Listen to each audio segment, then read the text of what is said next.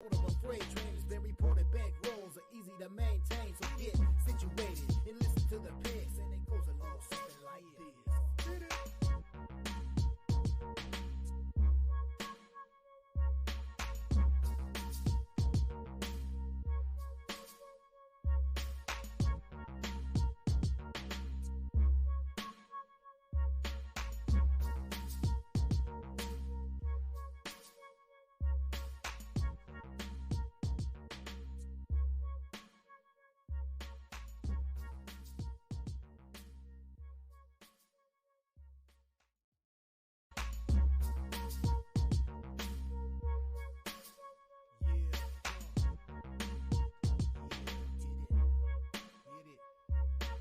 Who can it be? Showing up with Tony T, yes, Ramon SEO.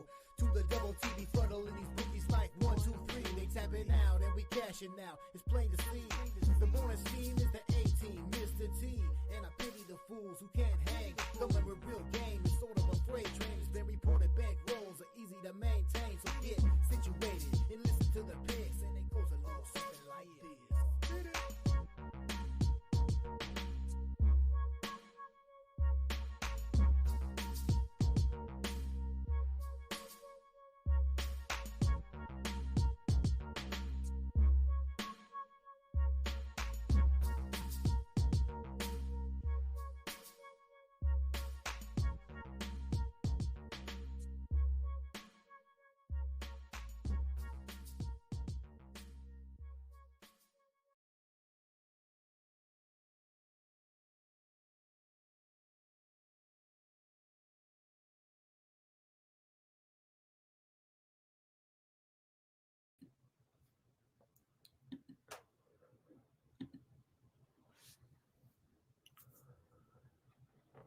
And a pleasant good morning to you from the sports betting capital of the world, Las Vegas. This is Ramon Scott. Welcome to the morning steam for Friday, December 29th. We got more bowl game action tonight, and big cards in the NBA and NHL. We'll talk about the games, get your picks as well in the chat. Make sure you're ready to go with your selections today, and we'll talk about the card.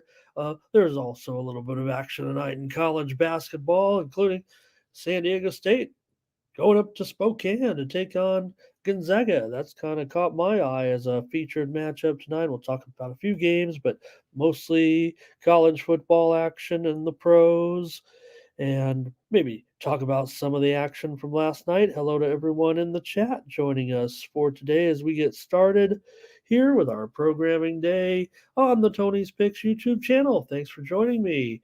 Want to welcome and say hello to those of you that strolled in here early to get us rolling, including Gerardo. He's got a soccer winner today for us already. Make sure you join us in the Discord.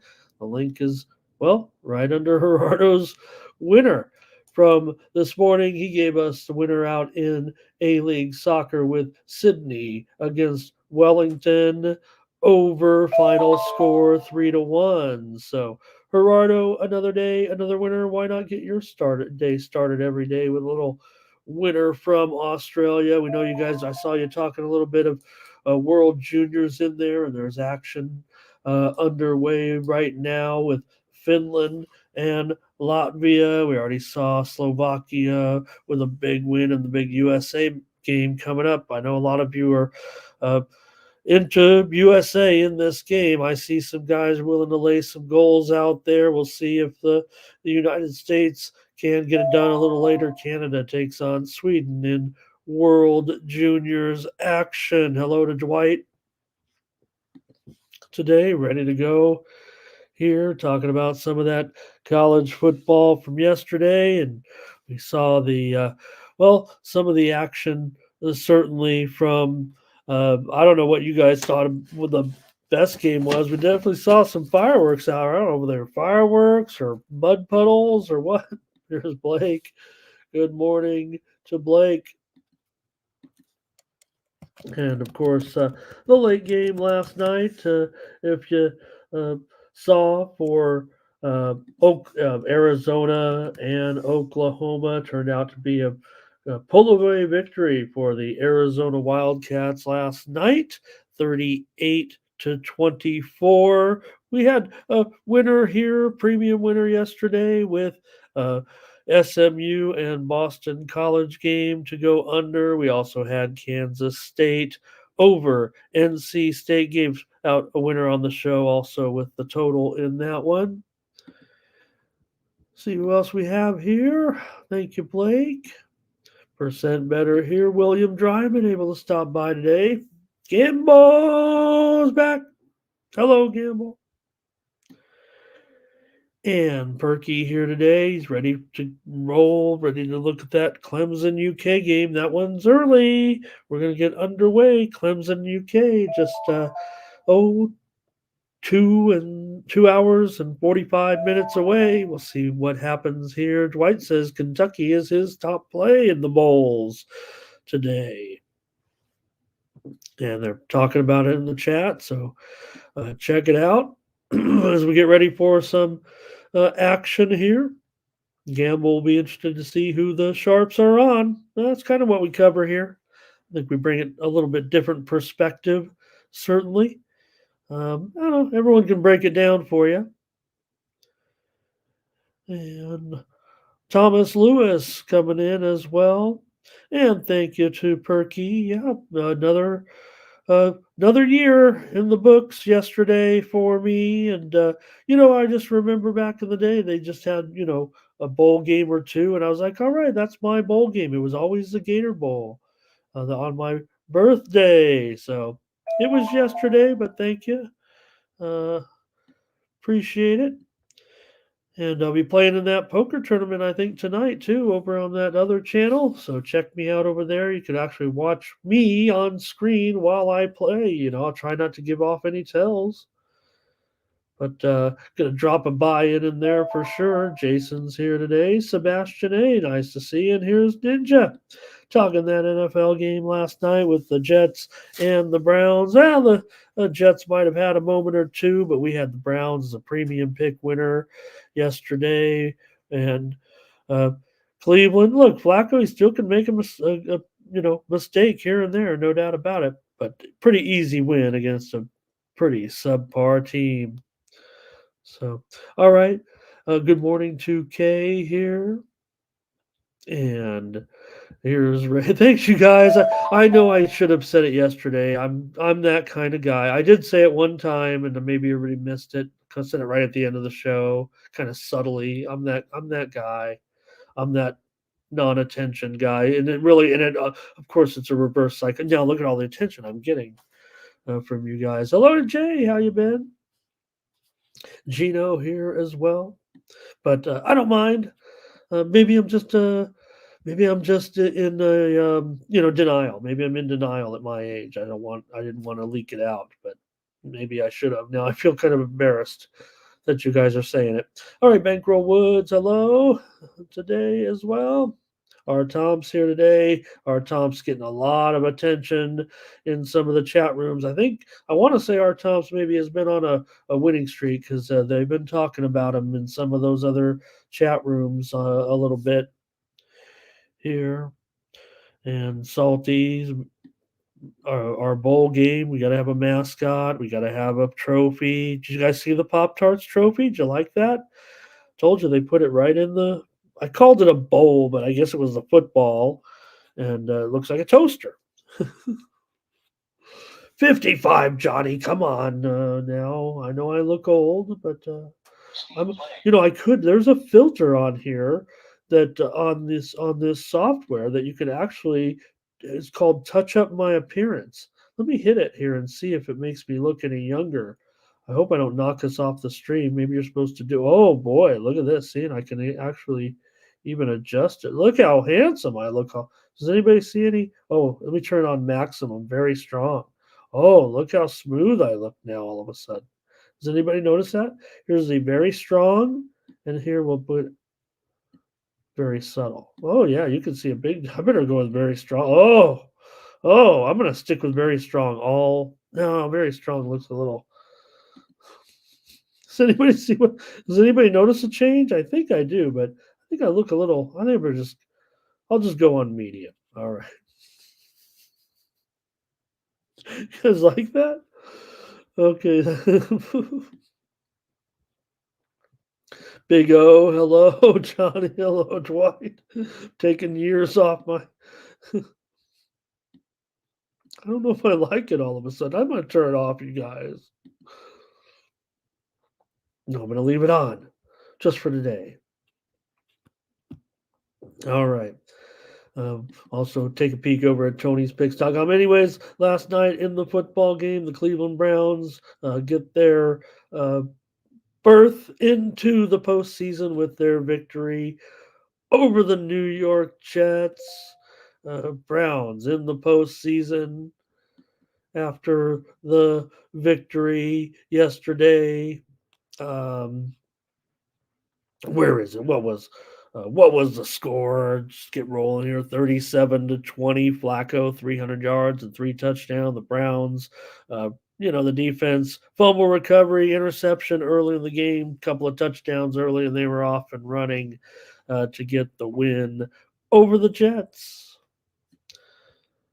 All right, I'm going to head on over to Tony'sPicks.com and check out who did well yesterday. I had a big card, but couldn't make a profit. So let's get at it and see who did well.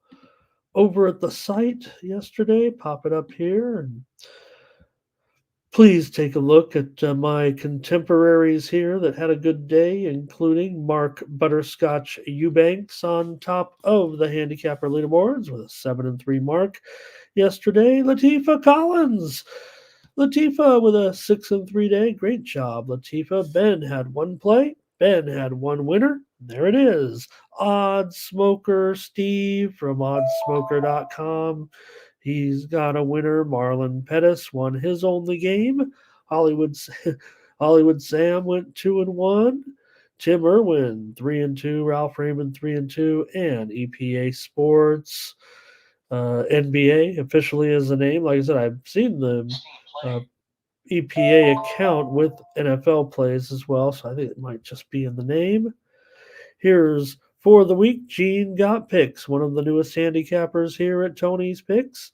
A pretty good percentage here for Gene right now, close to 70%, plus 964. Ron Hahn, real good, strong percentage as well over 65% here with plus 814. Collins Brown in the profit 20-12. So is Jerry Lewis, one of our newest handicappers.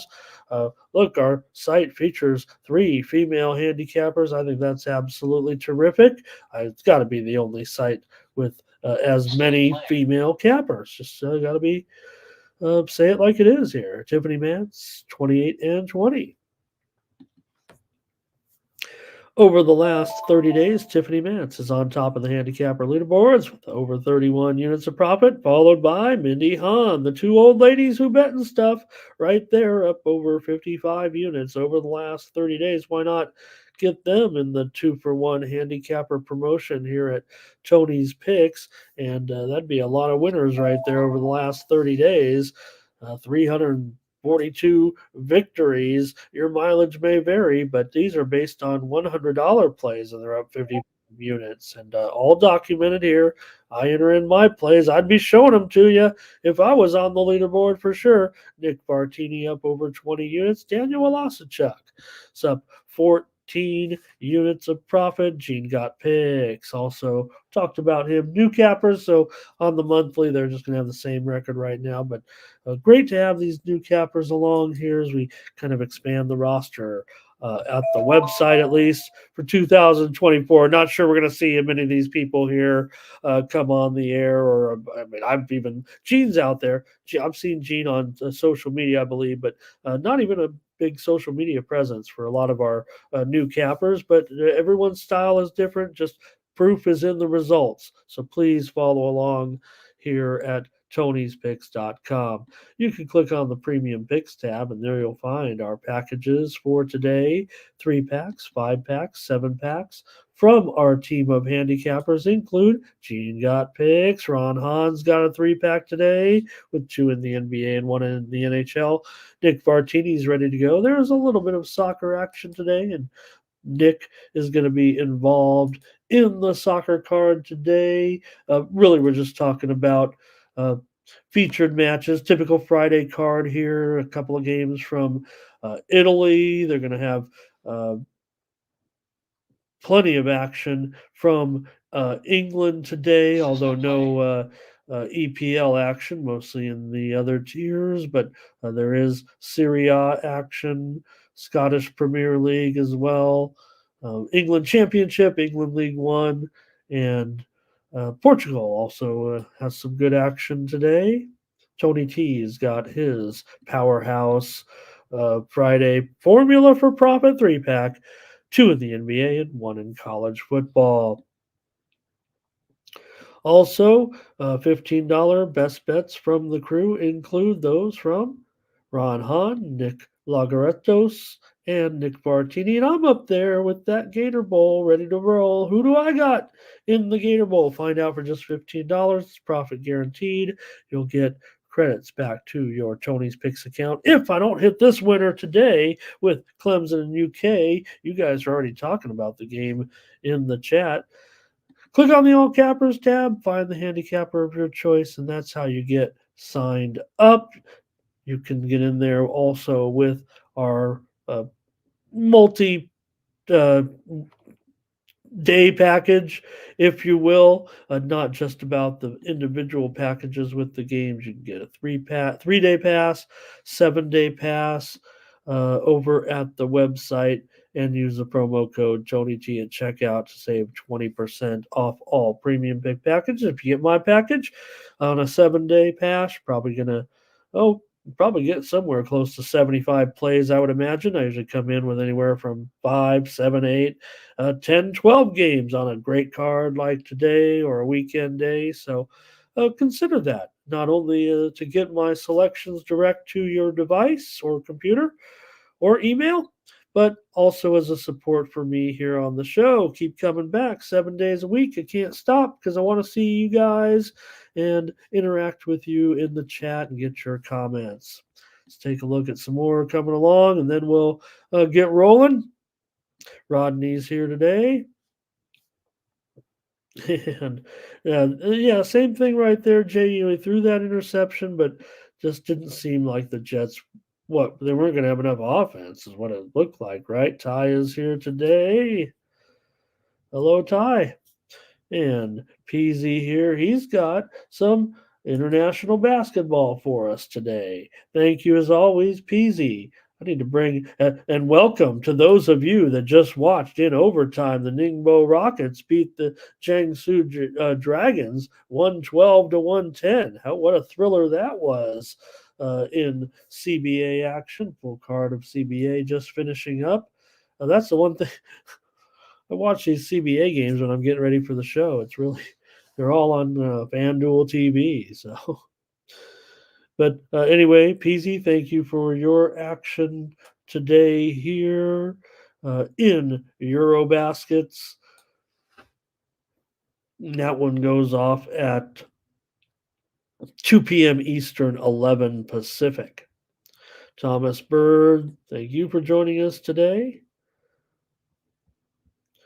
All right, looks like you guys have done saying hi a little bit and having a little discussion. Appreciate that. We'll get ready to get going with the show because we got a lot of games today, so see how well we can cover them.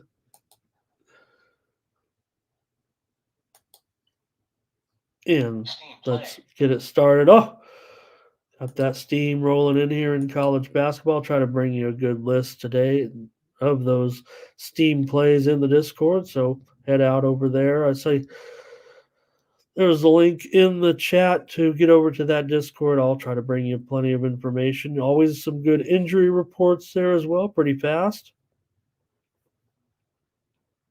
All right, I think I got it here now and ready to roll with our first matchup. I don't know if we have to get to. Maybe we'll cover the recaps for basketball and hockey when we get to those sports right now.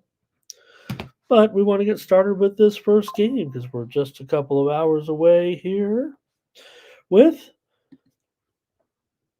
the Clemson Tigers taking on the Kentucky Wildcats in bowl action on Friday. And of course, here we go. This one out at the Gator Bowl. Like I said, this one was always the one that was back in the day when the bowls were a little more sparse. Seemed like there was always one bowl game on December 28th. And that's my special day, my birthday. And so I always liked the Gator Bowl because, Gator Bowl's on. But then they moved the Gator Bowl the next day, and then some other bowls came. And now nobody knows what's going on. So all right, Clemson and Kentucky here in this one. What do you think the storylines are here? Certainly with Clemson. I'm sure their plan wasn't to go to the Gator Bowl, but hey, this is where they've ended up. That's what happens when you lose 4 games and you're Clemson. Now, Clemson usually is a pretty good bowler for the most part. They've played in some big games certainly over the last several years, but no matter what, when they've gone to the bowls, they've been pretty solid. They've covered 11 of their last 15 bowl games, but this is a matchup featuring, well, I hate to keep saying it because I know we've got a lot of ACC fans out there, and I want to, be pulling for all the conferences and whatever, want to be fair, but ACC against the SEC hasn't been a good situation in the bowl games of late. SEC's pretty much had their way when it comes to bowl game meetings. And here's another thing: since Kentucky, well, they're Kentucky. I mean, we know they're. I don't want to call them the basketball school, but they are in the SEC, right? And well, Kentucky may not play the toughest schedule around when it comes to football outside of the conference. It should be noted that Kentucky has won 24 of their last 25 non-conference games. Kentucky, not Alabama, not Georgia, not LSU, not even Auburn, not even Florida. Kentucky. They've won 24 of their last 25 non-conference games straight up. And 14-5-1 against the spread in some of those. Some of them didn't even have a spread, so you know who they played. You know how the SEC plays some of their games. So let me just dial it back a little bit here. I mean, we know who the underdog is here in this game, and that's going to be the Kentucky Wildcats. But they're definitely going to be a little bit challenged here, I would think, offensively. But Clemson, maybe they are going to try to work a little bit on it. I know I say it every show right now for the last 2 weeks here about how these games kind of work towards the next season. And, Clemson might have a quarterback that they're going to be looking at here today to get things moving in the right direction in the future. I mean, that's how this game might end up going. We know that Clemson opened up much more substantial favorite than this, but it was 7.5 for the most part. Circa opened it up a 9 because I guess they just like attention there. They're pretty, I give them a lot of kudos and a lot of accolades here, but they are pretty, the representatives over there, they're a little bit arrogant. So I guess you can be. Oh, you guys are already rolling with your comments here.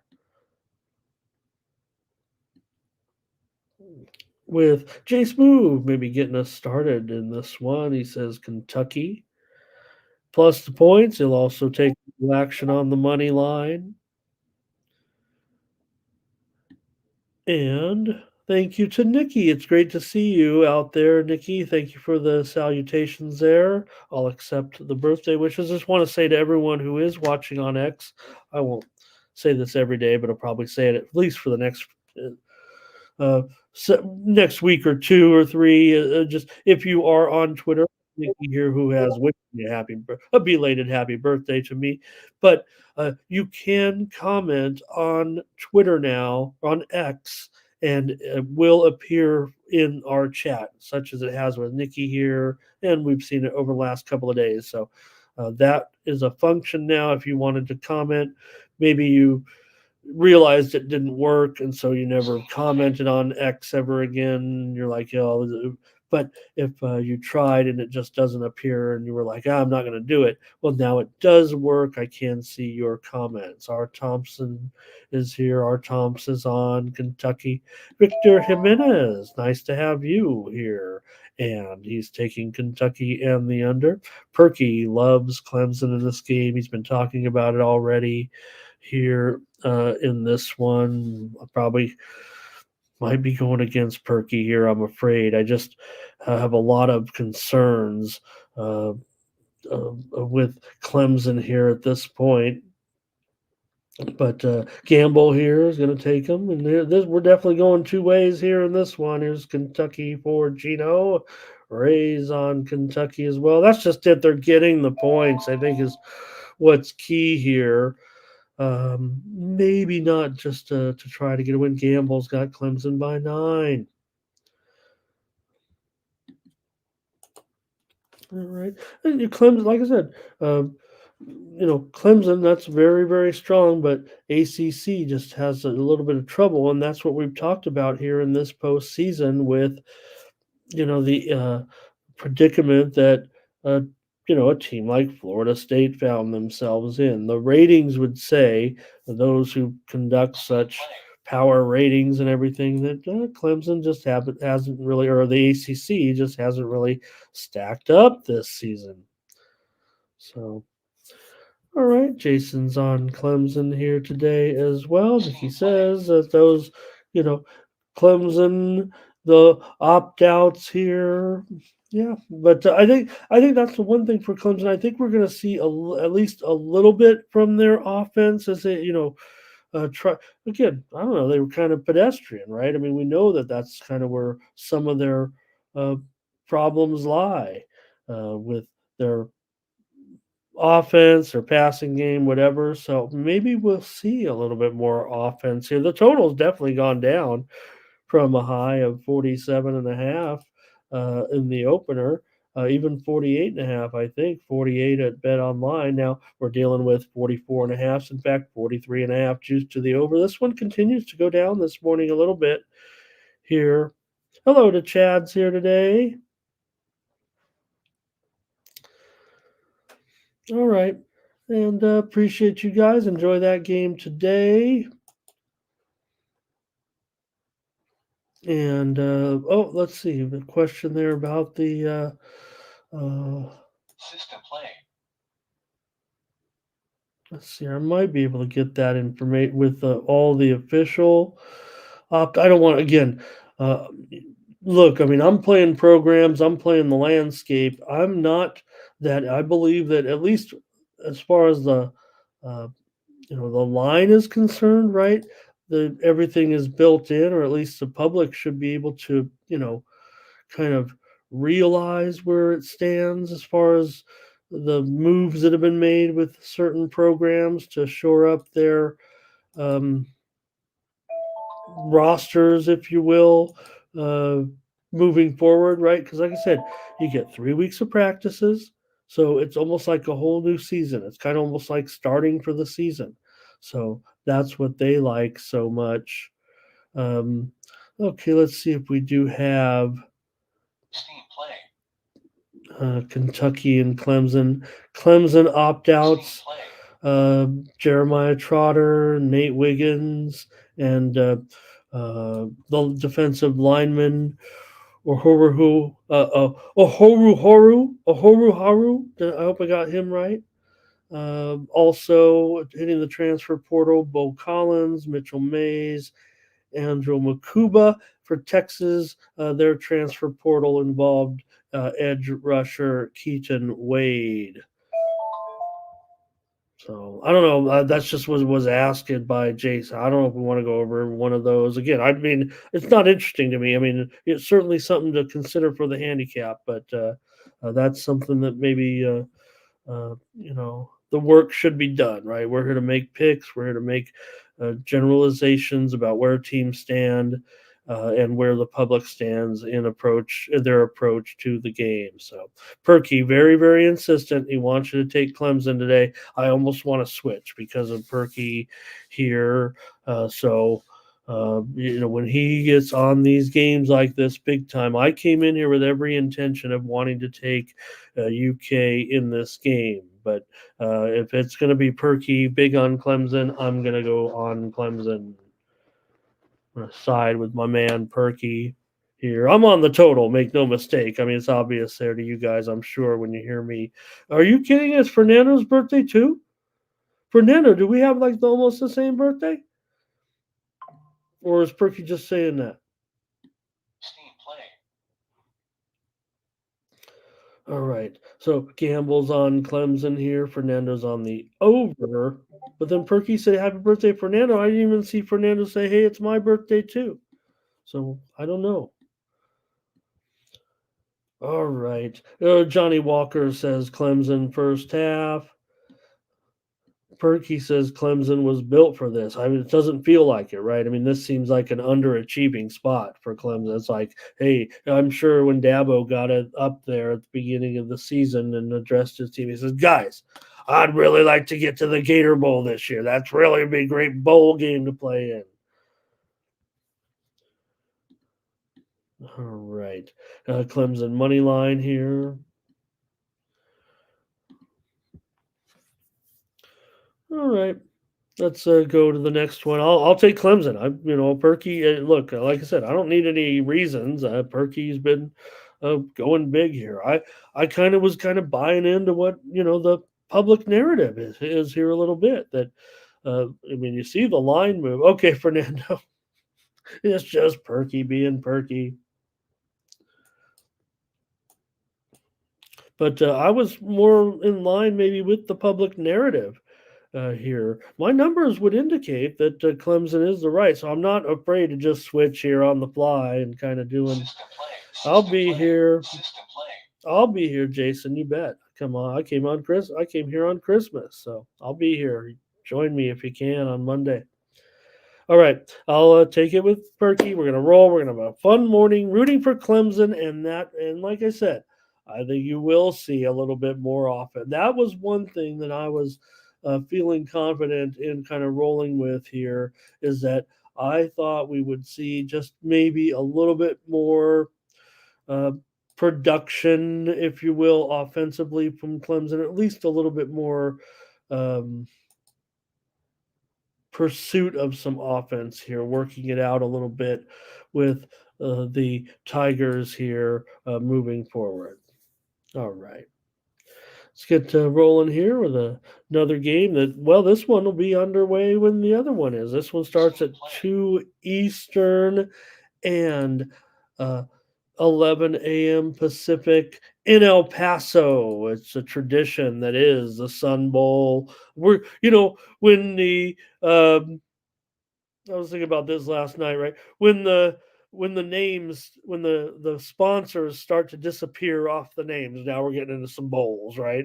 So here we are. Yeah, I know we're at the Tony the Tiger Sun Bowl, and if any name deserves to have any bowl other than avocados, of course, the legend of Tony the Tiger deserves his own bowl game. This is the Sun Bowl, the Tony the Tiger Sun Bowl. No one's going to be doubting the greatness of one Tony the Tiger. Anyways, Notre Dame comes in here, favorite of 6 points. This is probably down from the opener a little bit. Talk about teams with some opt-outs, certainly. Look at that total down here to 40 because of mostly the quarterbacking situation, I would think, for these teams.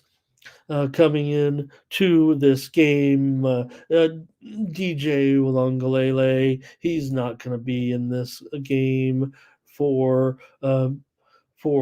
Oregon State, and he's going into the portal. Careful. I mean, these guys are, I know DJ will, obviously end up in a spot, and you got um,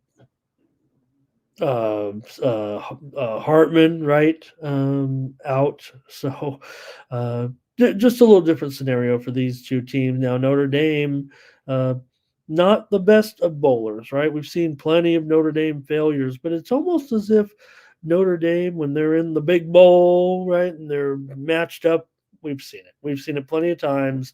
Notre Dame gets into the big bowl game, and sometimes we wonder how they even got there because they're Notre Dame and they get their helmet handed to them.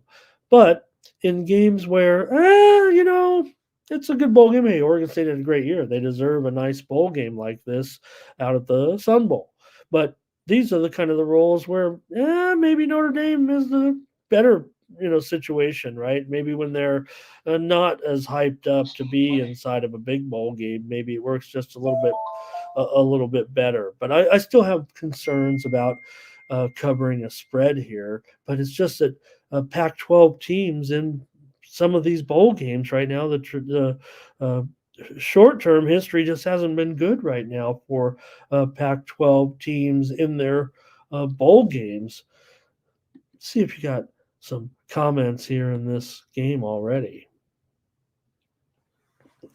Teresa, thank you. Nice to see you. Merry Christmas to everyone this week and Happy New Year okay, let's see. Jay wants to go under here in this one. Oh, and that's all we have. That's all we have for this one right now. So entering this postseason, the Pac-12, it was just entering this bowl season. The Pac-12 is just 2-25 against the spread against opponents that come in off of a win. And that's quite frequently because bowl teams are, probably for the most part having won their last game heading into the bowl season. I don't have a number on it, but, you got to figure it's at least 60%. Team's going to qualify to get to a bowl. They're going to be a good team to get to a bowl. So they're going to come in with a little bit of momentum in some cases.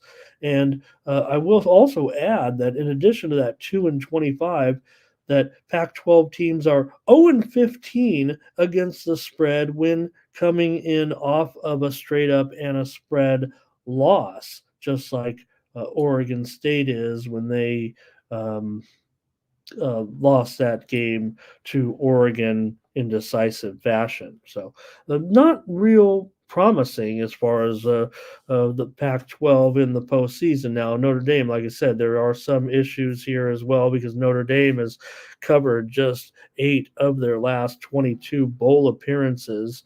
But Freeman's been pretty good in his bowl games so far. All right, a few more notes here, though, but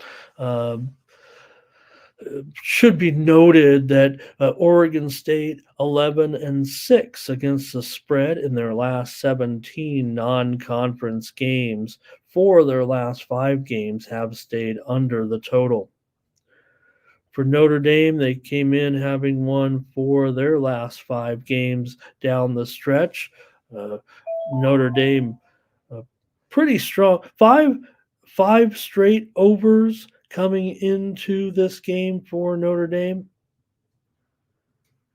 Underdogs here at the Sun Bowl have covered 3 of the last 4 meetings. And Pac-12 teams who often make the trip here to the Sun Bowl, and even though I mentioned some bowl woes for the Pac-12, they have won 6 of the last 9 Sun Bowls.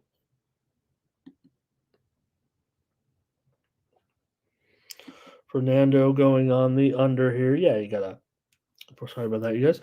Freshman backup basically here for Notre Dame. Oregon State will have, I believe, Gulbranson in here who has played before in a bowl game and just doesn't play anymore.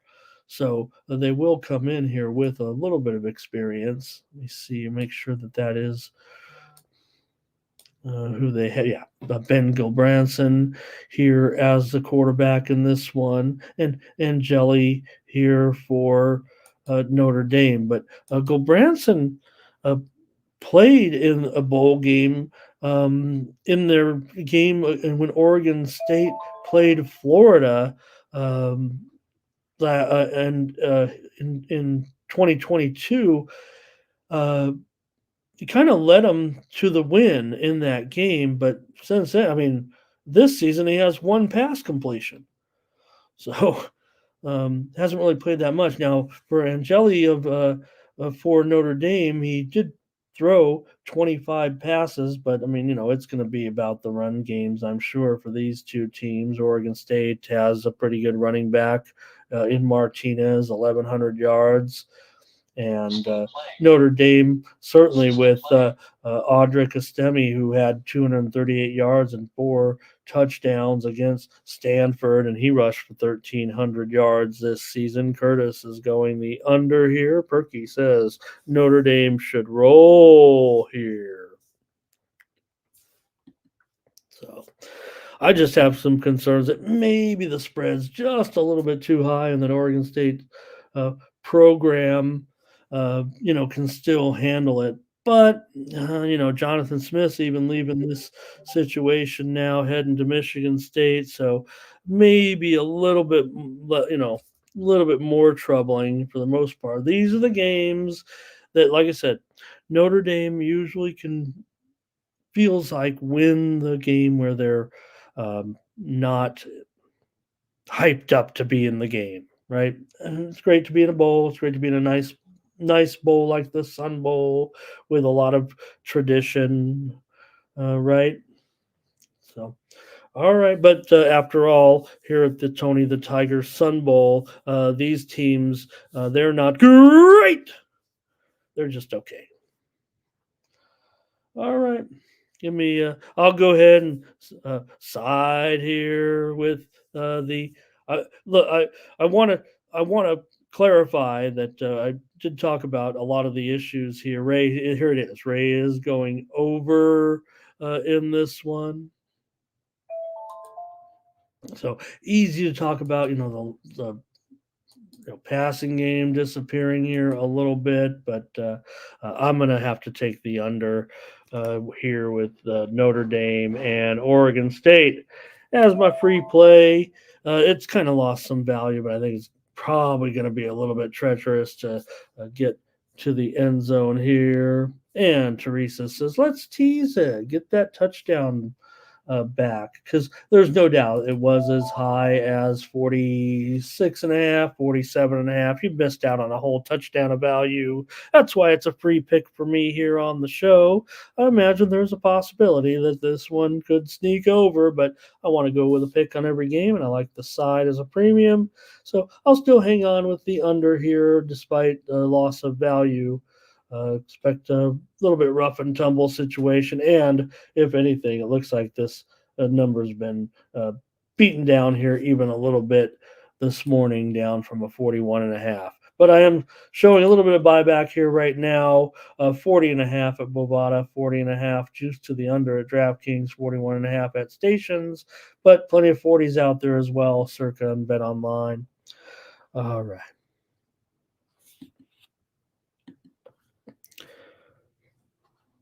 And the Memphis Tigers take on the Iowa State Cyclones. Action here at the Liberty Bowl. Again, we're talking great bowl games with tradition here in Memphis. Lose the sponsor, and they're still sponsors, but we don't call it the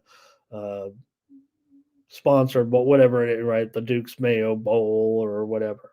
We call it the Liberty Bowl.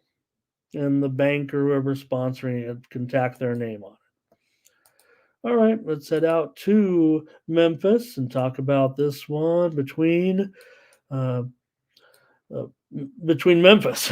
Let's make it clear here. Memphis is playing a home game in this one against Iowa State, which certainly does level the playing field, I think, here a little bit, even against a team like Ohio State. It's had a pretty awesome Pretty awesome season, I'd say, for Iowa State. Not awesome 7-5, with their 7-5 record necessarily, but they've shown some nice things this season, and maybe they weren't expected to be totally awesome here this season, but good job. And uh, Iowa State's often had a lot of bowl success, so there are some positives here, and I think the fact that the line has gone up to 10.5 kind of shows where they stand, maybe offensively. And now maybe because Memphis has been downright awful in bowl games, they've lost and failed to cover in 6 straight bowl games. And this conference isn't the best at bowling here, but Iowa State favored by 10.5. Uh, for Iowa State, in this one. They have a pretty good passer coming into this one in Becht. Uh, Set the school record for completions, passing TDs, passing yards, and they won 6 games in conference. So that's what I mean about the really successful season that they've had. All right, let's see here for the Tigers. Um, Hennigan, his situation's a little like he's expected to stay with Memphis, so that's pretty good news. Now, I believe Memphis's opt outs are the 2 key guys offensive line, so that will be a little bit of an issue maybe for Hennigan, and the fact that Memphis has a really porous defense. This total has gone up from an opener of 55.5 at some spots. I think the general opener 57.5, and really, well, all right, it's up to 58 at Circa, but I see some 57.5s even out there. So interesting, because I don't know. This feels like it could have it could be all offense necessarily. Now, there are some issues here with some of the running backs. I believe. Let me see what we got here. This is where the opt outs have occurred. I believe. Again, I didn't want to get too into the personnel. I don't know if anybody, because if any game has had the least amount of impact, I would think with the and maybe the quality of program too. I mean, every program has a few here and there. Hello to David in the chat. Hello. And he's already talking about the Iowa. Wait a minute, Dave. We're talking Cyclones here. I think he's going under, though. And this one, R. Thompson is going over here. And Teresa going to be putting that one in her. I think Teresa's building a multi-game teaser here, it feels like. How many teams we running, Teresa? I like it. And I love a good teaser, no doubt. Everybody knows me, and like I said, I'll use all and I don't worry about. Well, I mean, I do, of course. Hey, we all want to play a good Wong teaser, right? If you're not Wong, you're not right. But that's more of an NFL thing. Jay says he's ready to still climb on a board with Memphis. Yeah, that's what I feel. I feel like we're going to get a game with a lot of scoring. And yeah, while we may end up on the maybe the short end of the stick at the end if Iowa State can, but again, bowl game. We've seen some blowouts, we've seen some close ones. We need some thrills, and I don't feel too great about Iowa State necessarily blowing anybody out. Memphis has had their share of explosive performances for sure this season. Putting up big numbers against teams like, I mean, look at these last few. Get 45 against Temple, 34 against a good SMU team. They beat Charlotte. They scored 44. The USF game was 59-50. The UAB game was 45-21. North Texas 45-42. Just a lot of points. A lot of points, Gamble. That's what we're talking about. Hey, Shannon Moore. Hello. Nice to see you. Nice to have you. 6-teamer here, maybe. right? I love opening up a good teaser, and even the talk about the parlays, right? I mean, people say don't parlay, and I don't. I'm not taking my full unit on a parlay, but I don't mind opening up a multi-team because remember, there are always, especially nowadays, they do have a cash out option. You always can middle something. You always can lay a money line on a, a favorite if you're gonna wrap up your four-team teaser and you're going to make a dime or something and you're like, wow, should I roll with it? No, just come in with a couple hundred on the money line favorite or something. If you got the dog, have some fun, wait for the game to start, get involved live. That's the great thing about sports betting nowadays is the live betting aspects. All right, so don't be afraid to use things that you're if you want to stick to I'm fine with that, believe me. Gamble, I've got as my premium. Hopefully, you can read between the lines. Of course, I'd love you to pick up the package today, but you guys join me on the show here. That's a great support that I love. And hopefully, you got the way that I feel about it.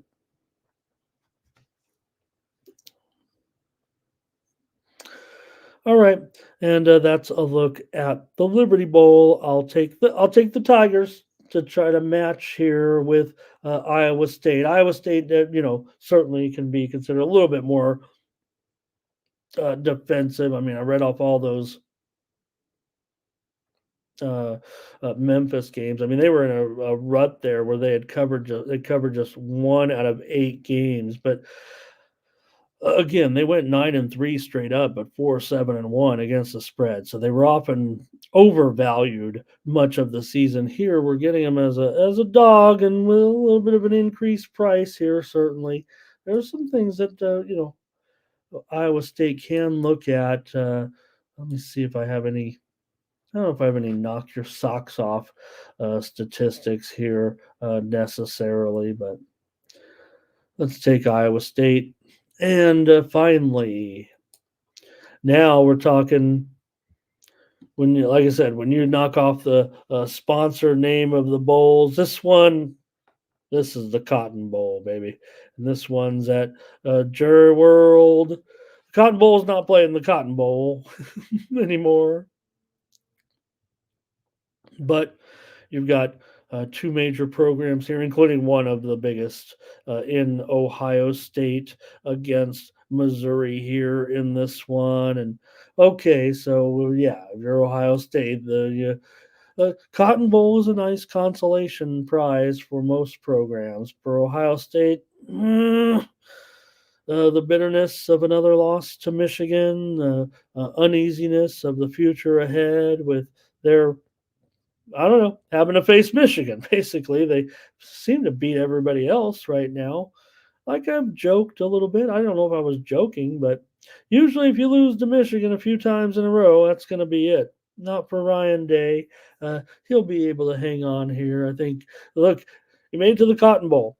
You know what, Ryan? You might think it was an unsuccessful season, but Ryan Day got $200,000 bonus on his contract for getting to at least the Cotton Bowl. So it's not necessarily an accomplishment for Ohio State. Sure, I mean it's pretty cool that they'll be in one of the major bowl games here, but this is December 29th after all, and not January 1st or not January or uh, you know, well that's when the semifinals are being played, but uh,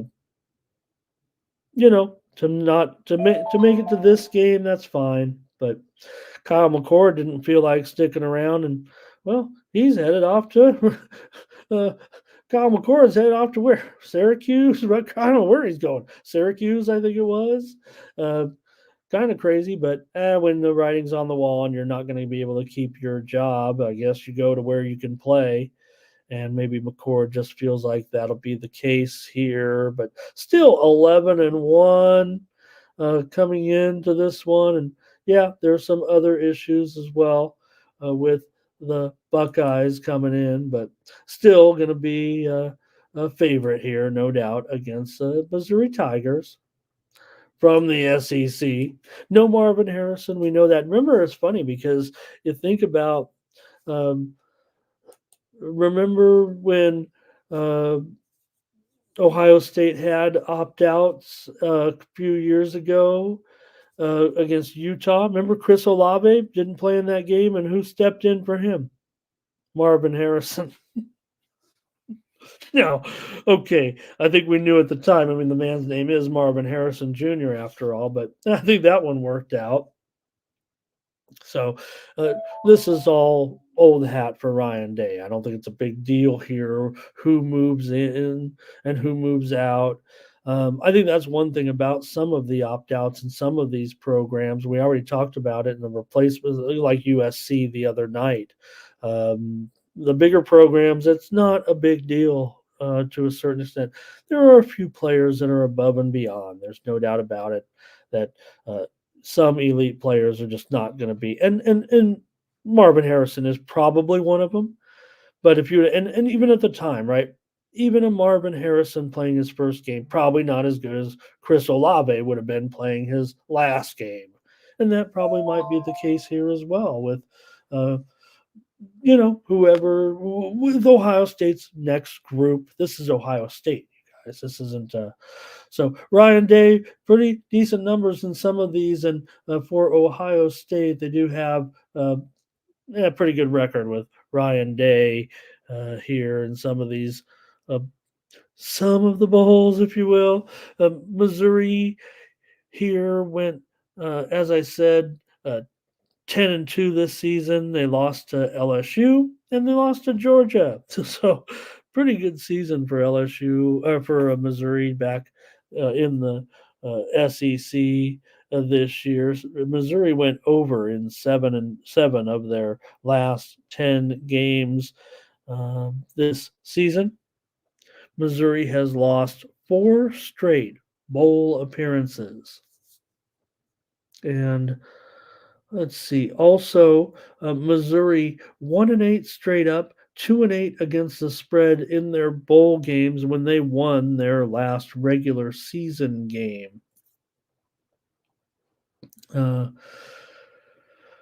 Missouri, interestingly, really good when they get into the red zone. One of the best teams in the nation when operating in the red zone. But for Missouri, they're also 7-14 against the spread against a team coming off of a loss of late. So, not some interesting karma, I guess, there. All right. Uh, let's see what you guys got in the chat here on this one. I got a few more details maybe I can share, but Dave says go under in this game. All right. Yeah. And we've seen this total here open 51 and a half, 52 at the high point. Some of the books did open a little bit lower. We've been pretty much just hanging out in the 50 level here right now, it looks like. It looks like this one's actually gone up today. Maybe even, let's just stick a 50 on it. Give Dave a little bit of breathing room, too. Give him a little extra. Give him a little extra here, I think, in this one. I might be going against my man's here. And Gamble's going to lean to go the over.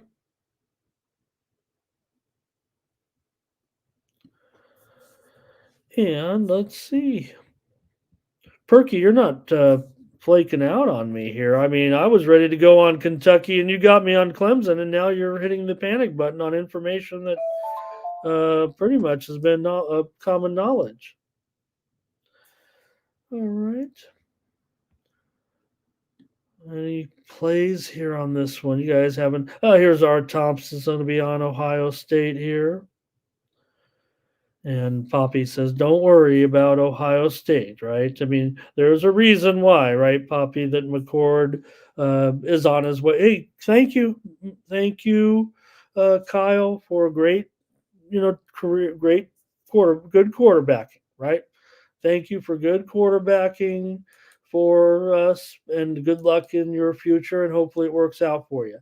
And I get it. Look, I want to play too, right? I don't have a problem leaving um, Ohio State necessarily if I want to go play, right? I might think that I can get to the pros. I don't know. So Thomas says, who is quarterbacking for us? This would be Devin Brown coming in here, and there you go. And Poppy says, hit that money line. Hit that money line. Just to be sure, maybe here. Missouri's pretty good. No doubt about it. Okay, I'm probably going to have to go against Dave here. I am going to take the over with Missouri and Ohio State. Like I said, Missouri, great red zone offense. And look, Ohio State's great. Ohio State's really good. Yes. Is this an underachieving? And look, I'm showing Circa's up to 5.5 right now. Most of the books are 4.5s or 5s. But the old Circa here, I better at least move it up to 5 on the screen for us. What do you guys? I know there's a couple 4.5 juiced out there still, but I'll take another over here in this one. They seem to be getting, unless you're having some weather issues a little bit. Looks like some scoring out there in the postseason. And just one more time before I get off the bowl games here, like I said, you get plenty of practices. Coaches love practices. And for the most part, right, don't you think that for all these, every team's got opt-outs here and there, that there's been a decent level of quality of play? Yeah, there have been some. The game last night, though, I got to admit, the Oklahoma. No, which one was it, you guys? One game was just maybe it was the NFL game.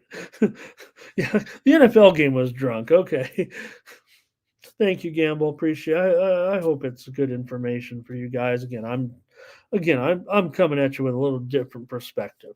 I think you can get all the information you need. You guys all know more, just as much or more than I do about these teams. I follow the markets. I try to bring it from a market perspective. Some people might call it unprofessional, but that's the way I break it down. All right. Thanks for listening on the bowl games. Let's get started. I think we're going to go right to the NBA tonight with this big card. We'll probably roll through these a little bit quicker. Bowl games are important. Everyday NBA games are just a part of the routine. Let's get started.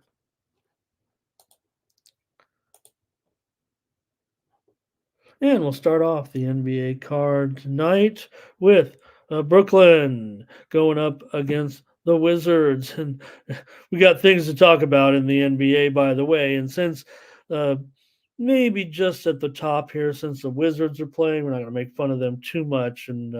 But I just wanted to add the Detroit Pistons yesterday in their cover against Boston. Yeah, but we did have the Pistons here on the show to cover that money yesterday.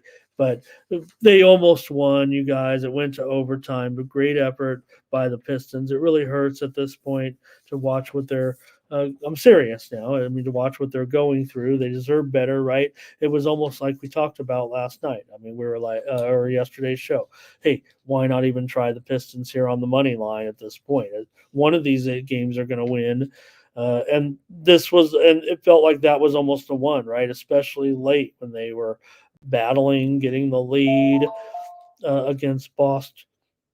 I actually had a premium pick. I ended up not reaching 500. I had a premium pick on the under in that game. I'm not going to whine about it or anything. I'm going to tell the story that I had the under, and it did go under in regulation, but part of the overtime counts. Don't expect a game with a 17-point spread necessarily to go to overtime, even if you're telling people to back them. So yesterday we had the winner here on the show with the Detroit Pistons. Anyways, other winners in the NBA yesterday here on the show. We had the over we had the Memphis. What was it? What was it? Wasn't a lot of winners, I'll tell you that, here on the show. Looks like a losing day. We'll just move on.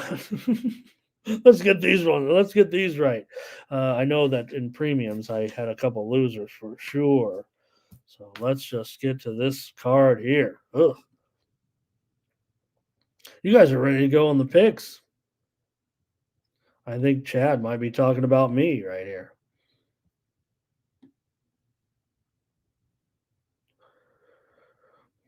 All right. I like seeing a couple more comments there on the Ohio State game. I like that. Okay, Fernando, I think you're on the under in this one. Chad talked about that game yesterday. And okay, I'll get going. There we go.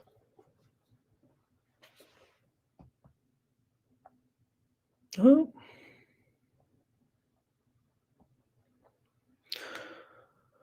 Okay. The Nets have been a great money making team, certainly this season. We continue to go to the well with them time and time again. Prefer them maybe in a different role necessarily than as a road favorite, but got Brooklyn coming in here with a record of 15 and 16 currently, and the Wizards just with their 5 wins still so far this season. Total here currently 242 and a half. It's down a point. And maybe the spread's down to 6. Maybe the Wizards. Like we've commented on some of the recent shows about the Wizards, picking up some covers here and there. Now they have failed to cover in 3 straight, maybe 2 straight with a push, but they had a few covers back last week. Jay is going to say here, take the Nets as a lock. Raise on the Wizards. R. Tom says the Nets. Brooklyn is just 2-8 against the spread in their last 10 games, but Washington is 3-9 against the spread at home. The Nets are 9-3 against the spread as a favorite. Hi, Joey. Nice to see you. He had a great day yesterday. I should have hung out with Joey. Thomas says, give me the Wizards. Too many points in this one. Brooklyn has won the last 5 meetings between these two teams and covered the last 5 meetings between these two teams, including 2 meetings already this season. They beat Brooklyn 20 days ago, 124-97 at home as a 9-point favorite. They also beat Washington 102-94 as a 7-point favorite. Both those games were at Brooklyn. Chad says, give me Washington, but Fernando says, give me the Nets. Oh, what to do? Man, maybe I just better stick to the total if we're going to have so many disagreements out here. The series has gone under in 5 of the last 6 meetings here, and you see this total just basically through the roof at 242 and a half. And I don't know, feels like it's going to be at least that many points. I do think there's definitely some sharp movers here that are willing to take the under on this game, but I'm not sure that I can do it here. I'll take the over as my play.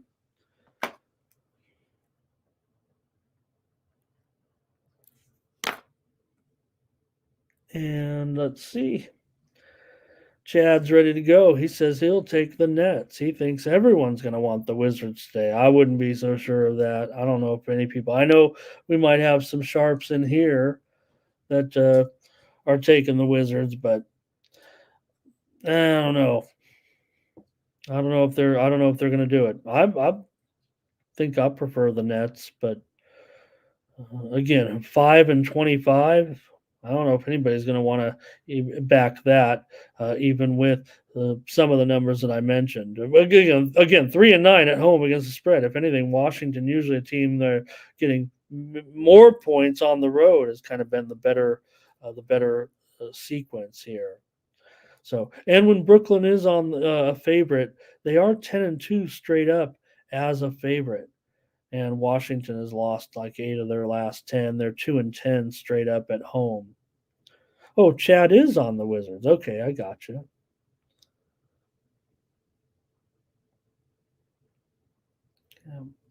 Yeah, and Joey says a little bit of a losing string here for the Nets currently. Actually, it's not a losing streak. They a losing streak against the spread, but they did get blown out there by Washington. That was a blowout. I was trying to think of yesterday, 144 to 122. Yesterday, I was like, what was that blowout we just saw? But they did beat the Pistons. Remember, back to back games. This week. So Timmy says maybe they can get the money at the end. I'll take the over.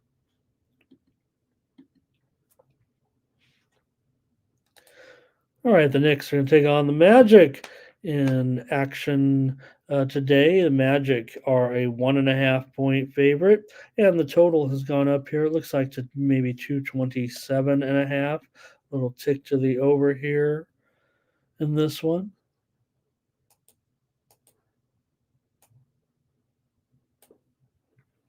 This has been a pretty solid under series for the most part when these two teams have met.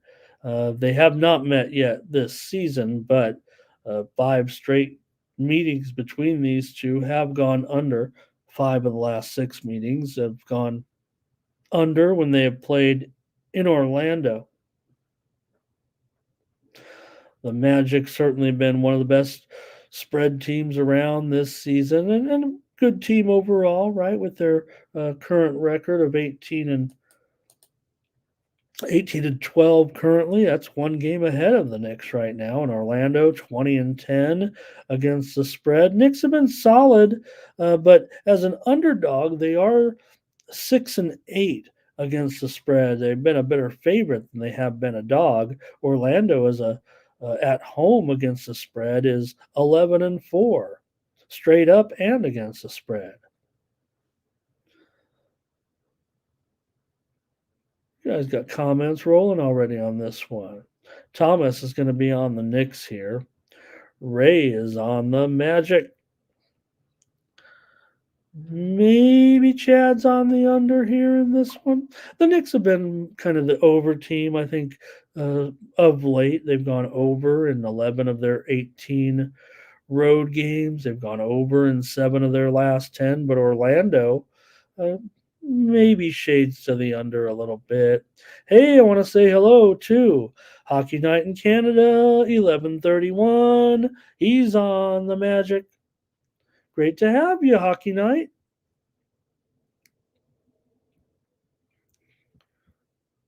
I'm sure that's Hockey Night. I mean, I don't think you just name yourself HNIC without meaning hockey. Maybe I can look at HNIC as a hat there. Looks like it's a backwards photo, so it could be starting with a P. Oh, my friend. I like the hat. All right, I couldn't really see it that well, but good to have you. I'm going to say it's Hockey Night. And Terrell bounced back for the Knicks, says it's a good matchup.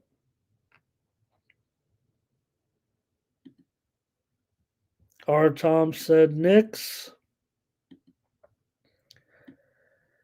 And Ray said Magic. Chad said Knickerbocker. Gino on the Knicks. Fernando on the Knicks. Jace Move said it's all about the Knicks here. Man, you guys are disrespecting the Magic here. Yeah, maybe the Knicks. They didn't look too good in that game again. I tried the Knicks. Maybe I'm. Remember, as I often say, I am currently on medication for recency bias. Joey likes the over. And it looks like Chad has some concern, injury concern here, maybe in the game. Let me see if I. Oh, maybe he's talking about it. Yeah, Ingles out, Fultz out. So maybe those injuries are of a little bit concerning for Magic supporters here. Also, Isaac questionable. Harris is question. Gary Harris is questionable. Kevon Harris, we know, has issues right now.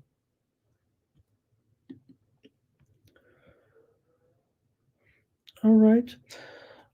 All right. Well, for me, I better come in here. I'm going to end up on the over in this one. Another over for me here. Maybe I'll just take it at the Knicks pace. Like I said, these two teams kind of, been going under. The widely reported steam did come in on the over at, let's see if I have the number here. It's not going to be too far off from this, but it is lower than this for sure. Widely reported steam came in at 227. All right. And Chad said, the Knicks on the road for last few games, certainly maybe not as good. Yeah, they lost at Oklahoma City. They did beat Brooklyn. They beat the Lakers of late, but 10-8 against the spread on the road. All right, just give me the over here with New York and Orlando.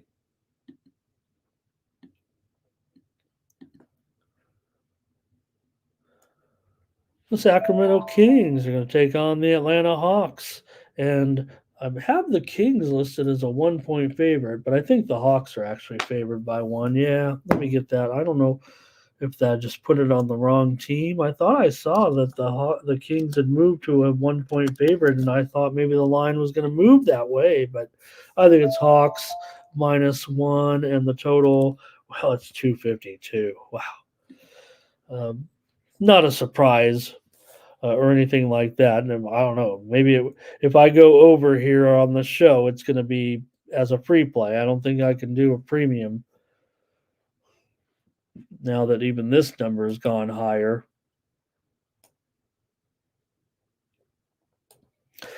Atlanta has gone over in just 16 of their last 18 games at home, dating back to last season. Certainly, this season Atlanta at home, they're just a measly 10-2 to the over so far at home this season. These two teams, albeit they only get together twice a year, have gone under in 5 straight games, and this series has gone under in five straight games in this series, which is basically 2.5. Let's see, they did not play yet this season, so Sacramento has gone under in 5 of their last 7 games on the road, actually, and they are just 5-8 to the under on the road. Atlanta continues to be one of the worst spread teams in the league. Maybe they're picking it up just a tad, but again, they've fallen on kind of a rugged situation here over the last several games. They lost to Miami, failed to cover the spread as a 1-point dog, and then they were favored, I believe, in the next 2 against Memphis at home and against Chicago on the road, lost those games. So 3-game losing streak coming in here for Atlanta. The Kings have lost 2 straight to Portland and to Minnesota, so they're kind of in a funk as well. And Joey says Kings or under. That's the way he's looking. Atlanta did take some steam at a pick'em. Oh, that's probably why they went to the 1-point favorite, I would guess. They were the ones that took the widely reported steam. And maybe that's the way I could look here. Let's see here what you guys have. Chad's going to go with the Kings. Sounds like he doesn't like the game. So even if I take Atlanta, I don't think I can get a Chad challenge out of this one. Jace Move is on Sacramento here, plus the points. Ray says go over 252. That's what I thought, Rodney. I thought I saw it go to Kings -1, but it must not have stayed there for very long. Although I do sit here and only watch betting screens all day, I might have missed it. Sacramento for Johnny. You guys really like Sacramento here, man. I feel like I'm going to be Yeah, no, Chad, there's no doubt about it. I mean, we know how bad Atlanta is. 1-11 at home against the spread. There's no doubt about it. They're 4-8 at home straight up, but still looking for spots to take them here. Um, the one thing that has basically caught my eye, and I don't mean to talk about it as why I thought the Kings were favored. What's going on? We don't know. You're right. You're right, Hockey Night. That's why I'm probably going to take him as a free pick.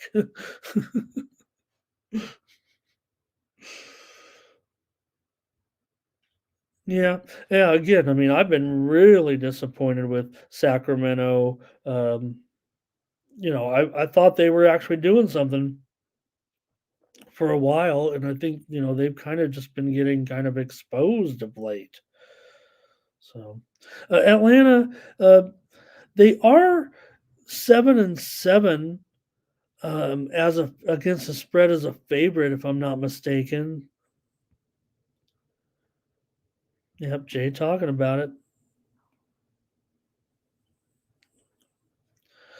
No, I'm sorry, that's not right. As a favorite, there. Let me look. I was thinking of somebody else because I mean they don't even have seven. Well, they have seven spread wins overall. They're two and no, that's all right. They're 2-12 as a favorite. Here they're a favorite again. Look, I don't want to sit here and bang on these statistics. We all know Atlanta's the worst spread team. I'm just going to end up taking them though. All right, you guys are obviously on the Kings. I'm going to go against you. Uh, I'm not going to sit here and just fade Atlanta on these bad. I'm looking for spots to get on Atlanta somehow, some way, and maybe get this season turned around in the right direction. Again, they are a 1 point favorite after all. Rodney does it like the pros. He just bets the line, not the team. Thomas will try Atlanta. Chad will take the Kings in that Chad challenge today. All right, let's do it. Let's do it and move on. We got a lot of games here. Bucks on the road, a 6 point favorite. The total 239.5. They take on the Cleveland Cavaliers in this one. Man, I'm showing the Bucks going up to even a 6.5 now at some spots. So looks like this is actually a move of some kind. Milwaukee's on fire. They've won 8 of their last 9 games currently. And they've also gone 5-1 against the spread in their last 6. Where's my graphic? In their last 6 games. Cleveland has gone over in 5 straight at home. Milwaukee's gone over in 4 of their last 5 games on the road. These two teams have been pretty consistent overs this season, especially the Bucks. They've gone over in 21 of their 31 games so far. Cleveland has covered 7 of their last 10 games. Milwaukee, we've often made fun of them a little bit for, laying just too many points on the road, quite frankly, uh, most of the season. And that's kind of led to their well, no, I'm sorry. More so at home, right?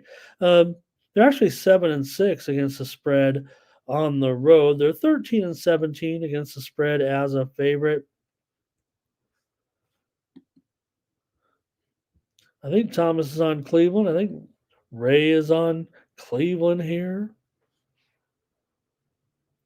And Chad says Cleveland, playing well. Certainly, I don't, uh, I have high hopes for Cleveland coming into the season. They've had injuries, certainly, and I think they've done well to kind of battle through some of the injuries and situations. We know Spider Mitchell missed the last game. Um, we don't know his status today. Giannis is on the injury report. He's probable, but for Mitchell, uh, he was sick, and he's only played in 22 of 31 games this season. Fernando's on the over. R. Thompson's on the over. A lot of overs here for you guys. Fernando also on the Bucks here.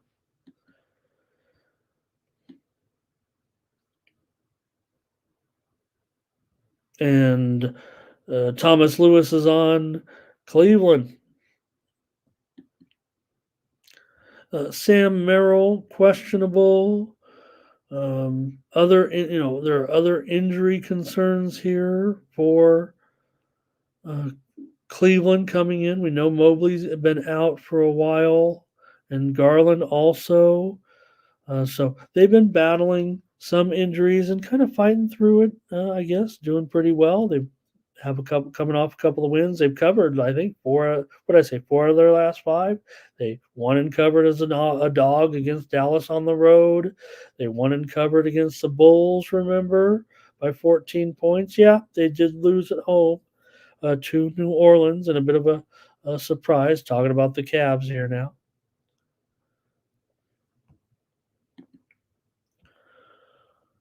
All right, Jason says Lillard to roll. Jay Smooth says Cleveland tonight. Terrell says, yeah, maybe Cleveland gets the money here.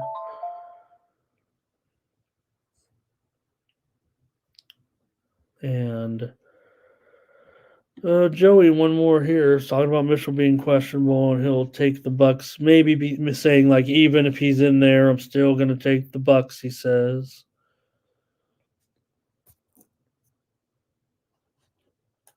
All right. That's good enough for me. I think I'm ready to roll here. And Chad is on the Cavs here in this one. All right.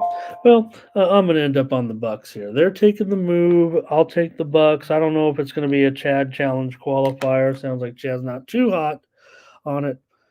Thomas says he'll take the Bucks, but Cleveland will hang in there and get the money. I'll lay 6.5 here with the Bucks tonight. Look, I love a good home dog, but Bucks on a roll, Cavs with some injuries. I'll try the Bucks. Raptors at the Celtics. Celtics tonight. Favorite here at home by 8. Total 225.5. In this one, you have. Here we go. All right. Boston has won 5 straight games at home right now, looking pretty good. They've also won 4 straight games overall with wins over some weaker they beat Detroit, of course, yesterday. Didn't get that money.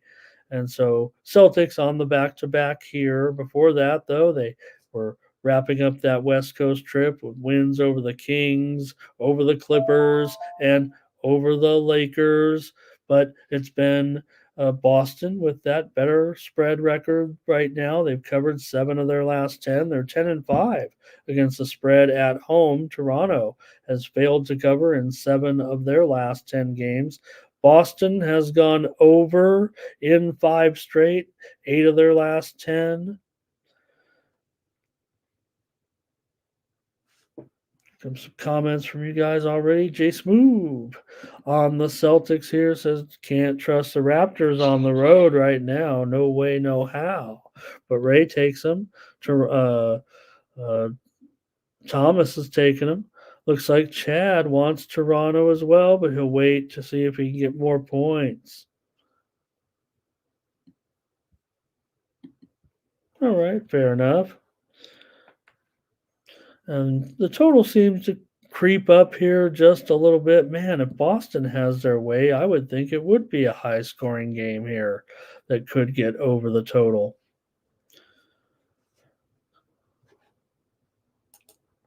And that's probably the way I'll roll. Opened as low as 224.5. We're seeing 226s now at several spots. Chad says, give me the Raptors to win the first quarter, but Boston to win the game. That'll give them a good return. I'll take the over with the Raptors and the Celtics today. I don't think it's going premium land on the side. I'm just maybe not even confident on the side. Joey says, I'll just lay the Celtics on the money line here. And Yeah, it looks like Jalen Brown. Thomas is asking about Jalen Brown in the chat. Doesn't seem to be real. Let me see. I don't think positive here. Listed as questionable currently. And look, I did say yesterday, and I didn't mean to be so rude to whoever I was chatting with. I didn't mean it. Obviously, look, um, I didn't even think they were saying they wanted the Celtics minus the 17. I don't remember what we were talking about with the game, but I said, yeah, but don't forget, one of these guys, Tatum and Brown, they're probably not going to play. I actually thought it was going to be Tatum, but I didn't realize Brown's injury was that troubling. It's a back injury, so uh, you know anybody who's had any back issues, I'm sure we've all had them, right? So Brown ended up, missing the game. So, okay, in this one with the Raptors and the Celtics, I'll take the over. 76ers and Rockets. And the Sixers favored on the road by 1.5. We're seeing movement right now, as a matter of fact. In fact, this one, I want to say the toe board's lighting up here. Let me check here and see what's going on exactly. I don't think it's going to move too heavy. The screen's definitely all red here currently with the line moving in favor of the Rockets. I'm showing it down to 1 at a lot of spots right now. That's the way I'm going to move the line. There appears to be money coming in. I'm not ready to officially call it steam just yet, but it's definitely a coordinated move right now. Maybe there's some personnel information coming out currently about the Sixers that could be affecting this line. And we already know that Embiid is out. I mean, that's why the line is what it is. Otherwise, the Sixers would be much more substantial of a favorite. Thomas Lewis does like the Sixers. There are some injury listings for the Rockets. Brooks is still out. Uh, Smith is out. Eason is questionable. Bullock is probable. Here's Thomas on Philadelphia. Solos on Philadelphia. Jay Smooth says, give me the Rockets on the money line. Chad says, Sixers are still my play of the day without Embiid. Maybe that'll be another challenge. Chad says, Brooks being out, you got the man who harasses people in there. So yeah, I don't disagree. I wasn't ready to get on these Rockets because Embiid was out.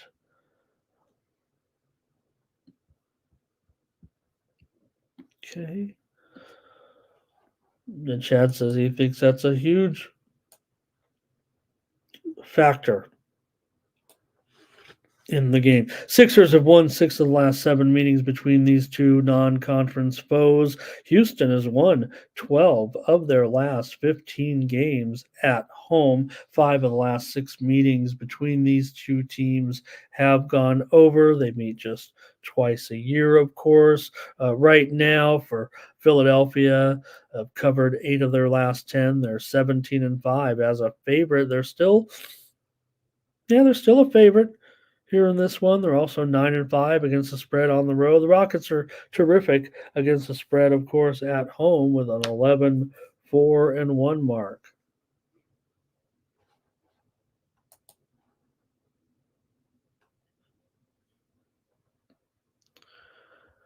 All right. Okay, sounds good for me in this one. You see this total already at 2. Let me look at this again. Do I have it right, you guys? I think I have it wrong on screen. No, 225 ish. I'm going under. I'm going way under in this one. I almost feel like it's a premium. The only concern I had was that the widely reported steam did come in on the over in this game. Um, it's funny because when you see Embiid go out like on a short notice, um, It's always interesting, right? When the spread moves, you'd think that, yes, while he's a strong defensive player, when he leaves the game, the total kind of goes. Well, I don't want to categorize it because I think I've actually seen it both. I've seen it both ways. So let me not comment on it like that. I was just kind of alluding that, Embiid. You'd think that's still with him being out, it's still a tremendous amount of points to replace and be without. And we always say, oh, someone will step up, right? But when you got a 35 points per game scorer, and then a guy is ruled out, and then the total goes up because they think that the real impact that Embiid makes is defensively.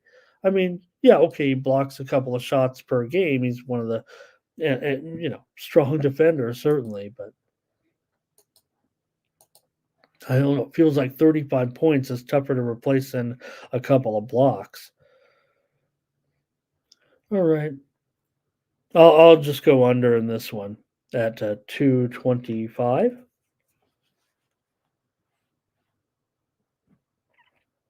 Maybe I just had the wrong. I do see some openers were as low as.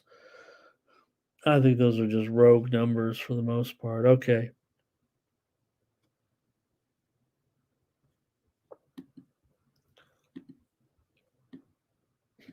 Thunder and the Nuggets in this one. The Nuggets at home against OKC. Denver coming both teams real solid records right now, no doubt. Don't forget about the great season that the Thunder's having. Wow. Nuggets coming in with a 23-10 record, favored here by 3. The total has gone way up. Way up. I'm showing now as high as 237 in this one. And I think for the most part, the spread is 3 or 2.5. The move has been on the Thunder here today. Make no mistake. All right. For Denver in this one, they've won 5 straight games right now. No doubt about their current role. They also covered 3 of those 5 games. They're coming off the victory over Memphis, 142 to 105. Crushed them there. Yeah, they didn't cover numbers against Golden State and Charlotte, but maybe it was just the offense wasn't as strong in those games. They did get numbers against Brooklyn and against Toronto for OKC, looking pretty good off that win over the Knicks. They also beat Minnesota. So, 2 very impressive performances of late for the Thunder. These 2 teams have already met twice this year, splitting a couple of meetings, winning on each other's home court. Denver won in OKC back in October, 128 to 95, but OKC returned the favor with a 117 win just 2 weeks ago. You might remember that one when Oklahoma City went in and beat Denver on the road. Oklahoma City's 8-3-1 against the spread on the road, while Denver 8-6-1 against the spread at home. Oklahoma City has mentioned they're 20-8 this 20-9 this season, but they're also 20-9, 28-1. I'm getting those confused. They're very similar numbers. 28-1 against the spread this season for the Thunder. Meanwhile, Denver has covered 7 of their last 10 games, but are just 15-17-1 against the spread overall. Jay Smooth says, "Give me the Thunder." I think Chad is saying that Denver at home maybe can still get it done. Ray is going to go over here. Solo goes with Oklahoma City.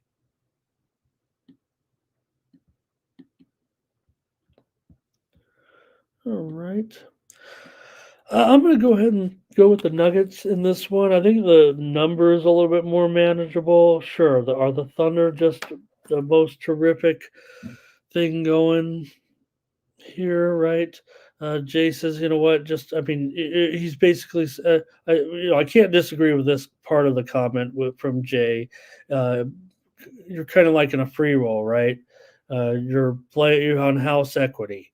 You're just rolling. I mean, the Thunder are not going to lose 12 straight games against the spread. We know that, and maybe it will be a close game, but yeah, Denver at home. They're 13-2, certainly straight up. You could look at the money line and still get a pretty good return, right?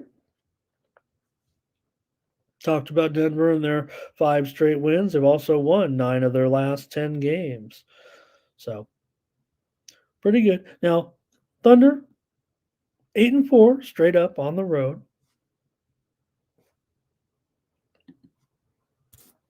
And Jason says, hey, don't forget. I mean, they just last night got the money against Memphis, and we know how well Memphis has been playing. So a little bit of a factor here to consider, certainly with the back-to-back. But, uh, you know, don't forget it was uh, the Thunder that's on the let me get it here, get it straight. Thunder here that's on their first game now of the road trip.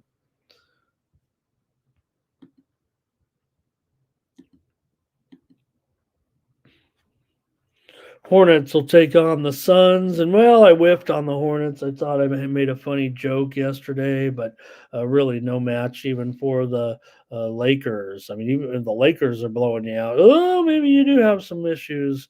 We know the Hornets have issues, but just 7-22 overall. But they're taking on a team that, yeah, they've got some issues too. Phoenix is a 500 team, but they haven't been very good to their backers right now. 5-11 against the spread at home. They've covered just 2 of their last 10 games. The Hornets aren't great either. 5-9 against the spread on the road. Phoenix has won the last 5 meetings between these two. Who cares? Is a 15.5 point spread. So it's up to us to figure it out. 7 of the last 9 meetings between these non-conference foes have gone over the total. These teams haven't played yet this season. Phoenix usually wins and covers. They've gotten the money in 4 straight in this series, basically the last 2 years. Phoenix has won and covered.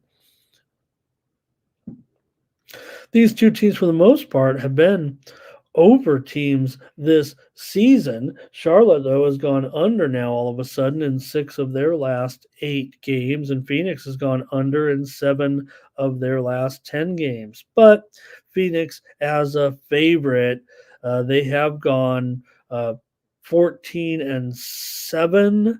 I want to say, yes, I believe Phoenix 14-7 to the over as a favorite. See what you guys have here in this one. And, could we see Beal? That was the question coming into the game. I think it's an upgrade to questionable here in this one. Jay says, give me Phoenix, lay the points. He's got them by 20 or more. Ray's going over here.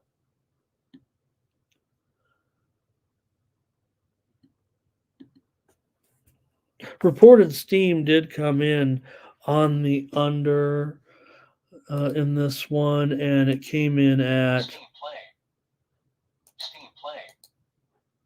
233-ish. Yeah, 233 or so, and that's why it's down here to 231. I'm showing some 232. No, let me actually update it because I'm going to end up on the under here in this game. So might as well make sure I put the best or the most realistic price here so there's no confusion. 230.5. Oh man, we've been here almost an hour and we've been here over an hour and a half right now. We're going to keep this rolling. Art Thompson is going under here in this one. Team total under for the Hornets, says Chad. So I'll give me the under. We're going to keep this going here. Spurs, Blazers here tonight. The Blazers are favored by 6, and the total is not 226. Not too. That one is just a typo, right? Okay, no, there were some openers pretty low in this one, although most of those that opened the totals late went ahead and opened it much higher at 232. And the number here 5.5 now. So pretty oops.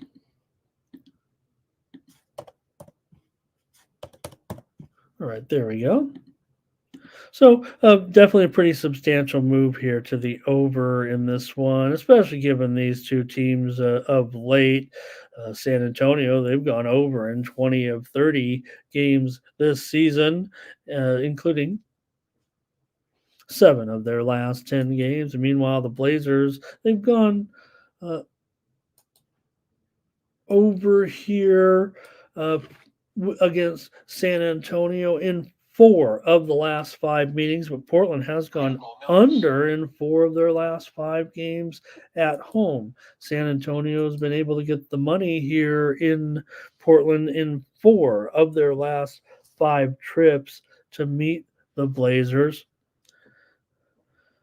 Portland is just 5-10 against the spread at home this season, but San Antonio just 12-18 against the spread overall, including 6-9 against the spread on the road.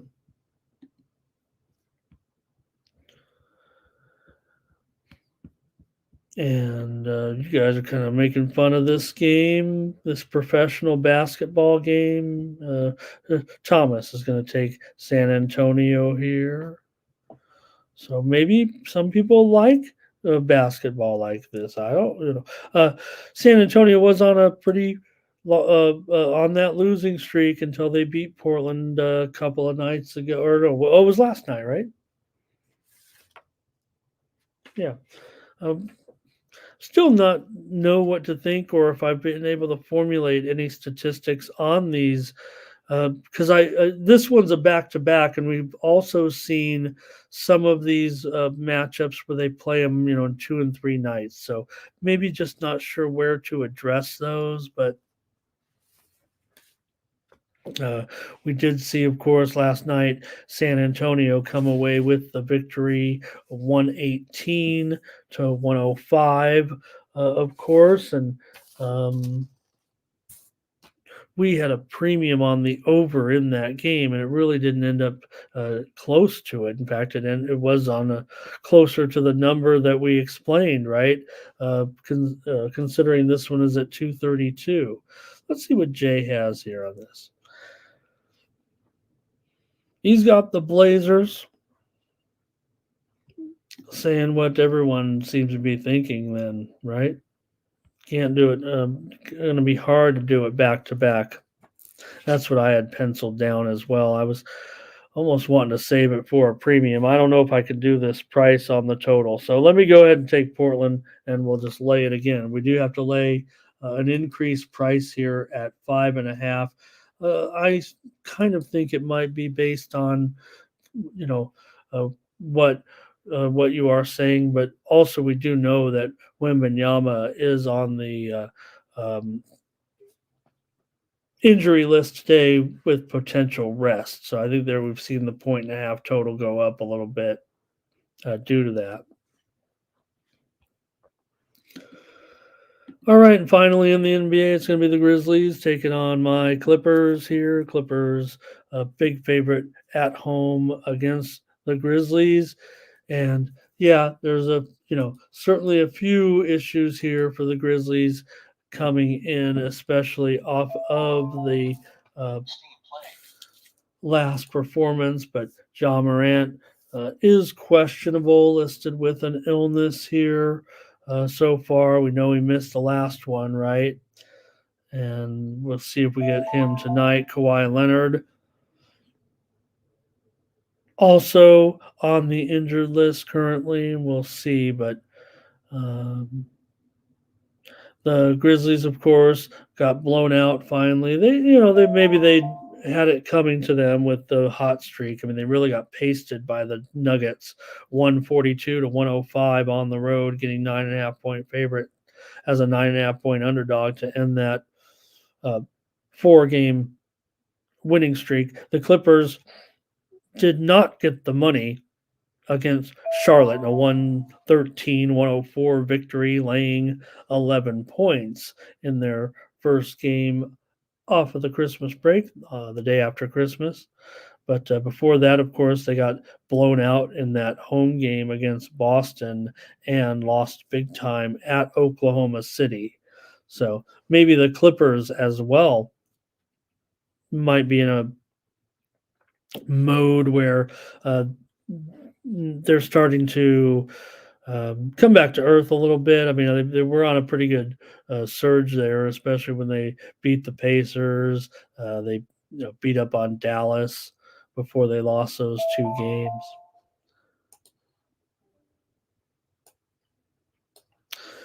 Memphis has really dominated the Clippers of late. These two teams have already met once this season. Memphis won the game 105-101 here in LA back on November 12th.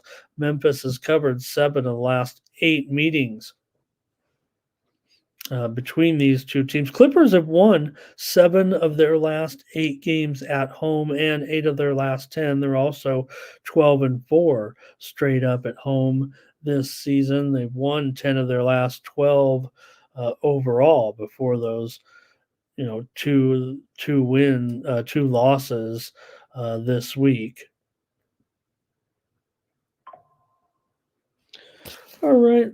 See if you guys got a pick or so. Here's Chad says, give me the Clippers first quarter and full game. Ray is on the Grizz.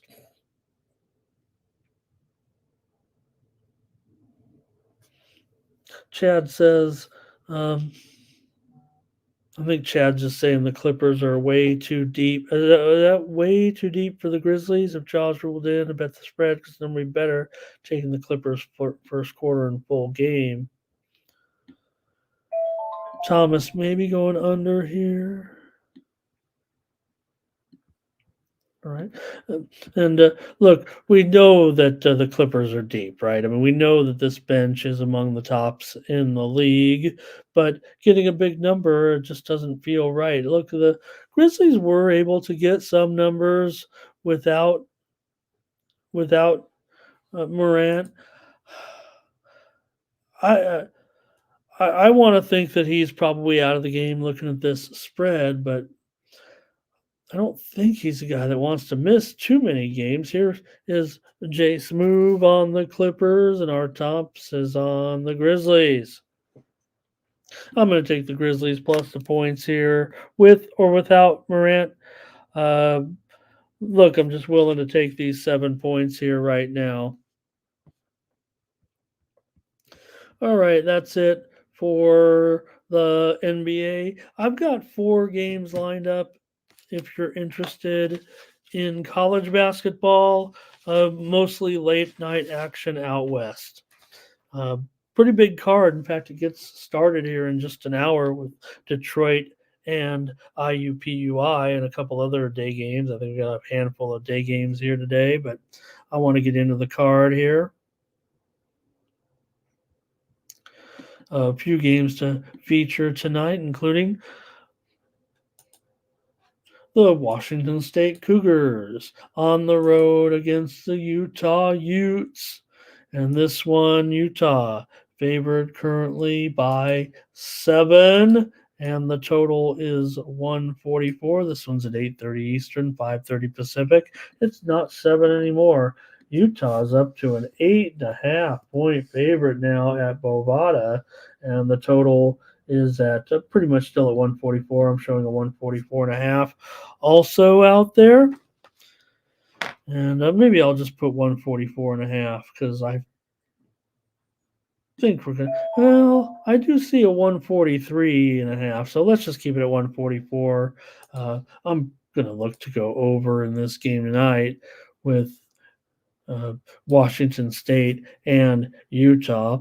Utah's been looking pretty decent at home, in my opinion, right now, and Utah has dominated this series. They've won 11 of 12 meetings here against Washington State at home. 11 of the last 12, Utah has won straight up. 5 of the last 6 meetings between these two teams have gone under. Utah with 5 straight wins here. Let me take a look at the old KenPom on this one to get some of these games down. They've won 5 straight games at home right now, and they beat Bellarmine and covered 20.5 points just a week or 9 or 10 days ago now. And as for Washington State, they come in on a pretty good run themselves. They last game was a win over Boise at home, 66-61. They covered 2.5 points. They did lose at Santa Clara as a favorite, but beat some weaker teams before that. Utah's been the much better spread team this season, 7-4 spread record, while Washington State just 5-6. Utah's undefeated at home, 6-0. This might be. Let me go to the Washington State side here. I think this is the first true road game for Washington State. Let's see. Yeah. Everything else has been a neutral. The game against Boise, that was in Spokane, but that's kind of a neutral site game in that one. Washington State did win that one, 66-61. I'm going to take the over here at 144 with Washington State and Utah. All right. Jason says take Utah. Jay Smooth says lay the points with Utah.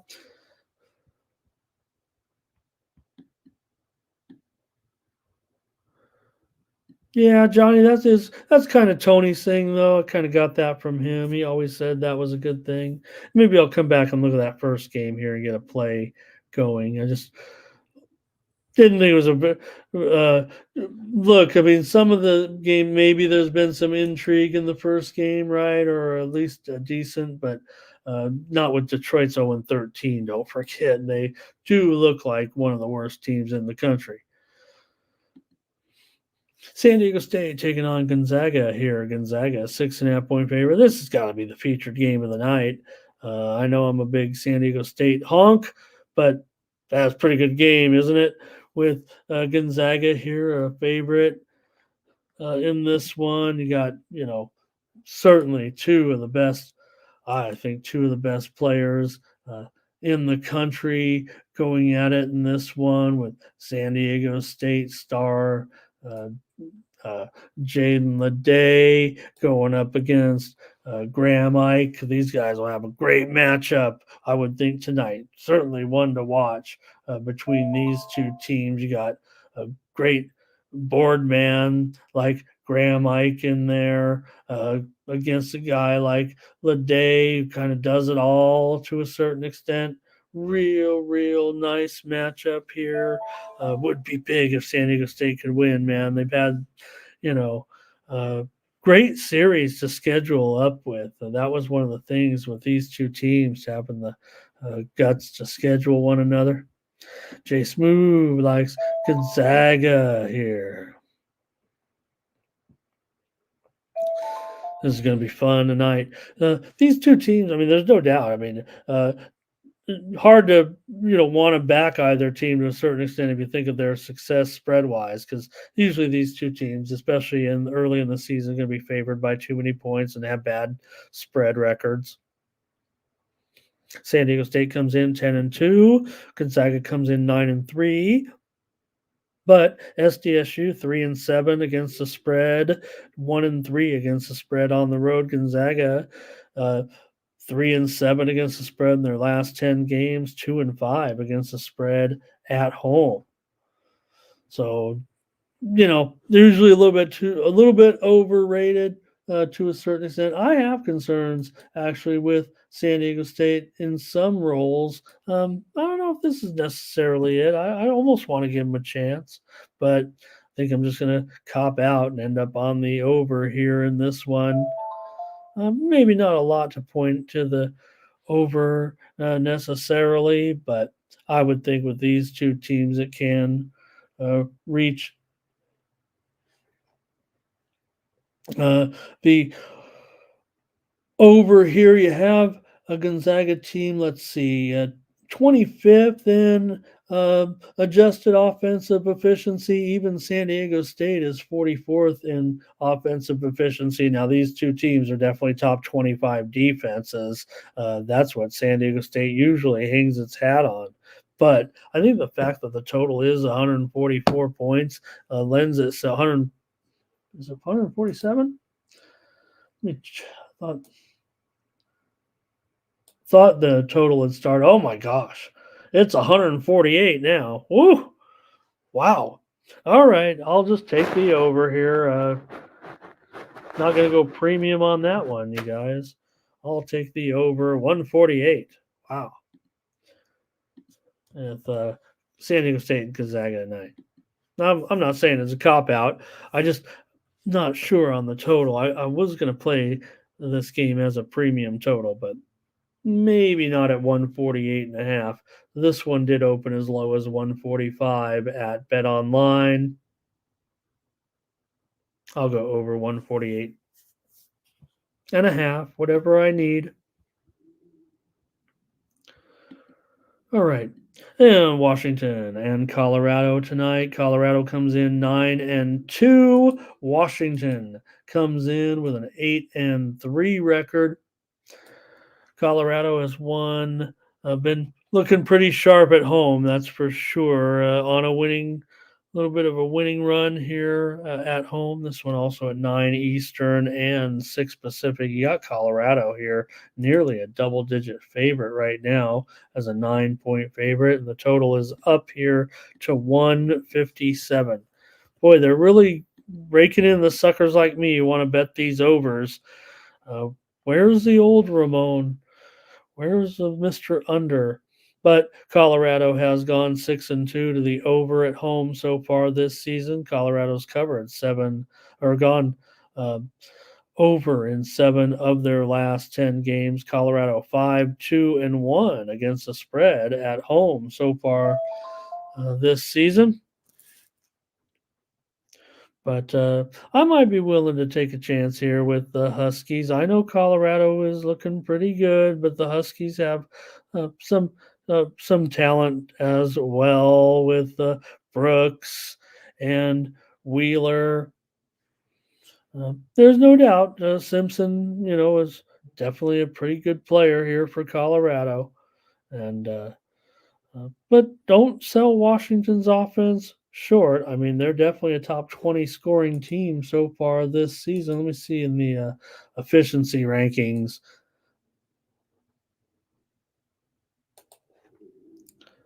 I don't mind shamelessly admitting that I like the Ken Palm site. I think people tend to shy away from it because it is so popular, but it's just more metric, right? I mean, it's sure. Does the man formulate it into the language that he wants people to understand basketball at? Yeah, I guess so. But hey, the bosses say to use it, so we're going to use it unabashedly. Is that right? Did I say that right?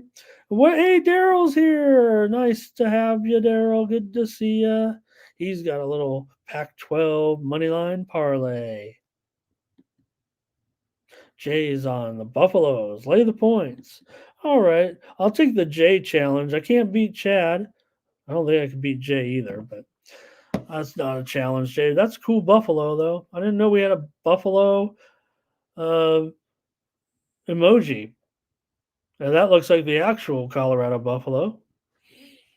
I'll take Washington. Give me the points against Colorado tonight. And no way am I going to go over. I had overwritten as my free play. I've already given out 2 overs on increased lines. I'm not going to do it again. I'm probably not going to go. I'll go Washington here. Wasn't necessarily going premium, but it wasn't out of the question. Let's just give it on the show. I'll take Washington. We still got to get to hockey, and we still have one more game here with Arizona State and Stanford. I did skip over Arizona and Cal. Arizona's a 13.5-point favorite. And there's plenty of other games in action today with interesting matchups around the country. We're looking at about a 45-game card, I think. All right. Arizona State comes in 6-5. Stanford comes in with a 8-5 mark, or not 8-5. Let me find them there. 5-5 this season. Stanford a 5-point favorite. This total up to 148. Could bookmakers be this far off that they've adjusted all these totals over? I don't know if I want any part of that. Stanford is 7-2 to the over at home this season, but ASU's 4-7 to the under so far. ASU been a bit disappointing, that's for sure. Just 3-8 against the spread this season, 0-3 against the spread on the road.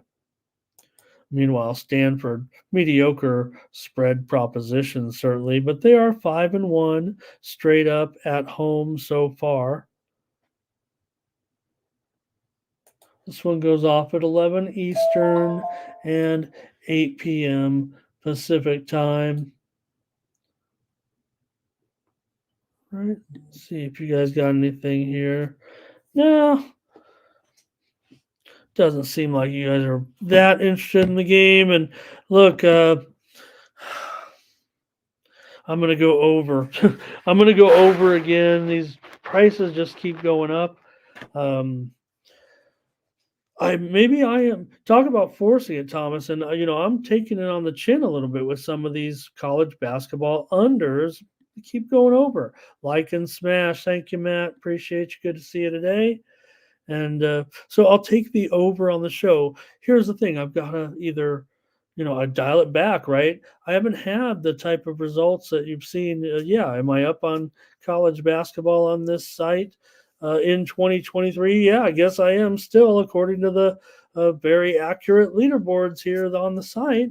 But 3 games last night where they end up sneaking over, and I go I go under. Feels like the right play. You get an overtime here, and anyways, Thomas doesn't like those things. He likes the eye test.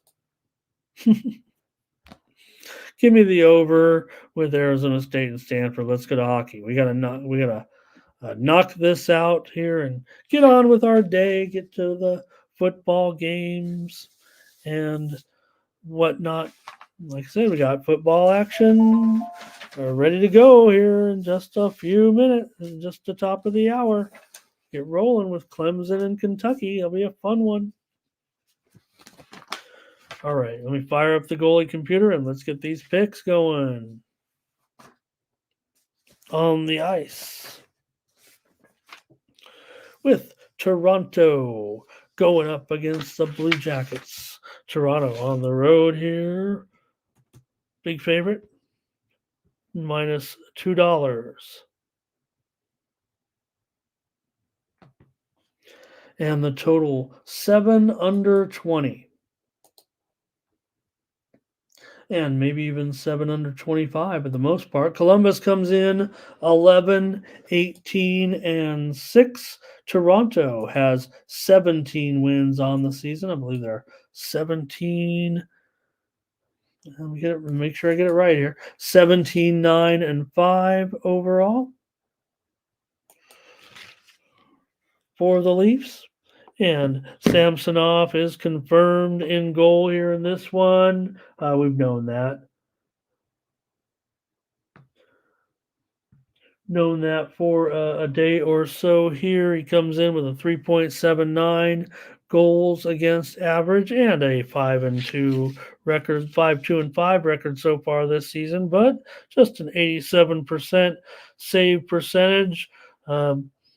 He's been backing up really Jones here, but he's going to get a chance to face Elvis and the Blue Jackets. We don't have Elvis confirmed necessarily in goal just yet, but Samsonov did allow 6 goals on 35 shots in a 6-5 overtime loss to the Blue Jackets just 2 weeks ago.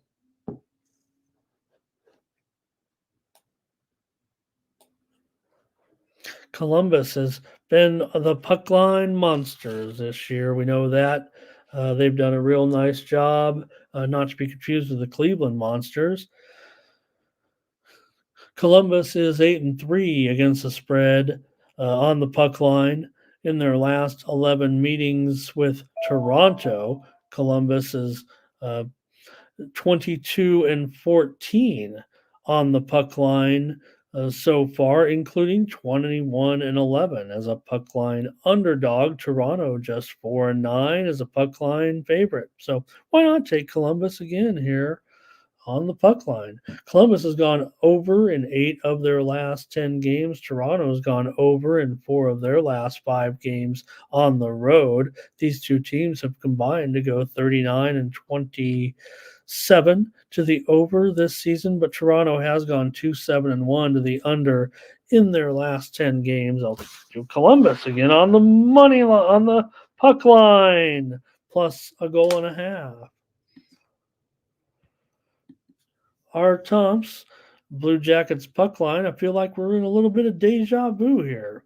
Ray goes over, and Salty says, "It's so square, you got to do it, I guess."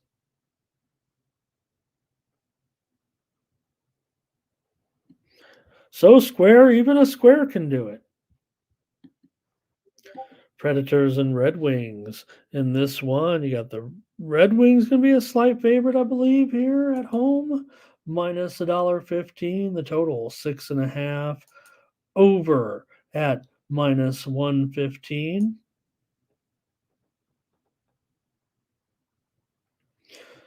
Did get a little bit of information here within the last couple of minutes on that Blue Jackets game. Center Jack Vasiljevic is upgraded to probable. Anyways, let's get on with the Red Wings here. At home, minus $1.15 and 6.5 over minus 113. Nashville has won 7 of the last 8 meetings against the Detroit Red Wings. They've also won 6 of their last 7 games on the road. Nashville's been pretty interesting, certainly, of late. Total's gone over in 8 of the last 12 meetings between these two teams here in Detroit. Detroit is 20-13 to the over this season.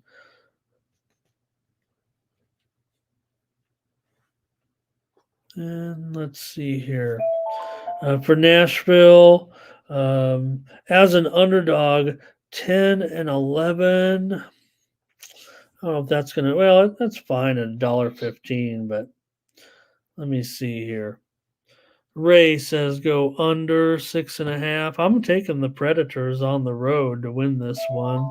They seem to have the Red Wings number, and I don't mind this matchup against them, and they are playing well on the road. So give me the Predators here tonight. All right. Hopefully you guys come in with some picks. I know we just got about 3 dozen of you left here to go over the hockey card here. There's Rangers and Shesterkin. Bobrovsky is confirmed actually within the last, less than the last hour or so. Bobrovsky gets the start here for the 4th straight game, and he's won 2 games in a row.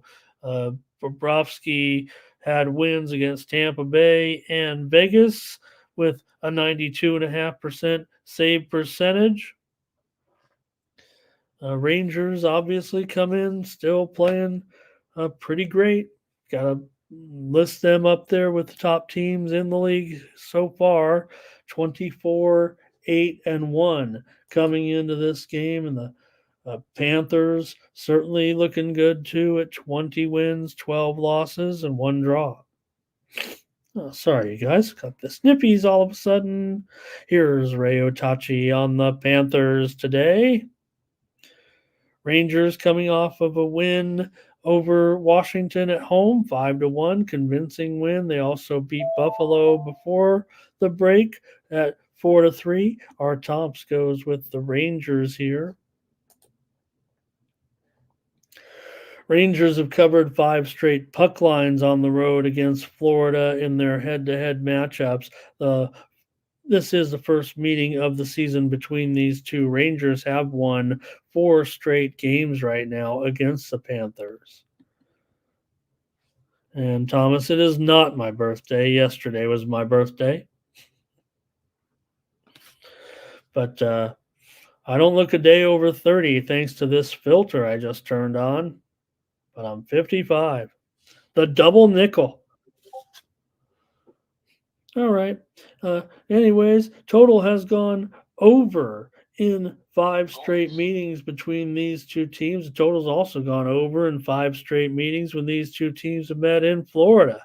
But these two teams have been solid unders all season long. They're combined to go. Florida's 13-21 to the under this season. But I'm taking the Rangers here on the road to beat Florida at even money.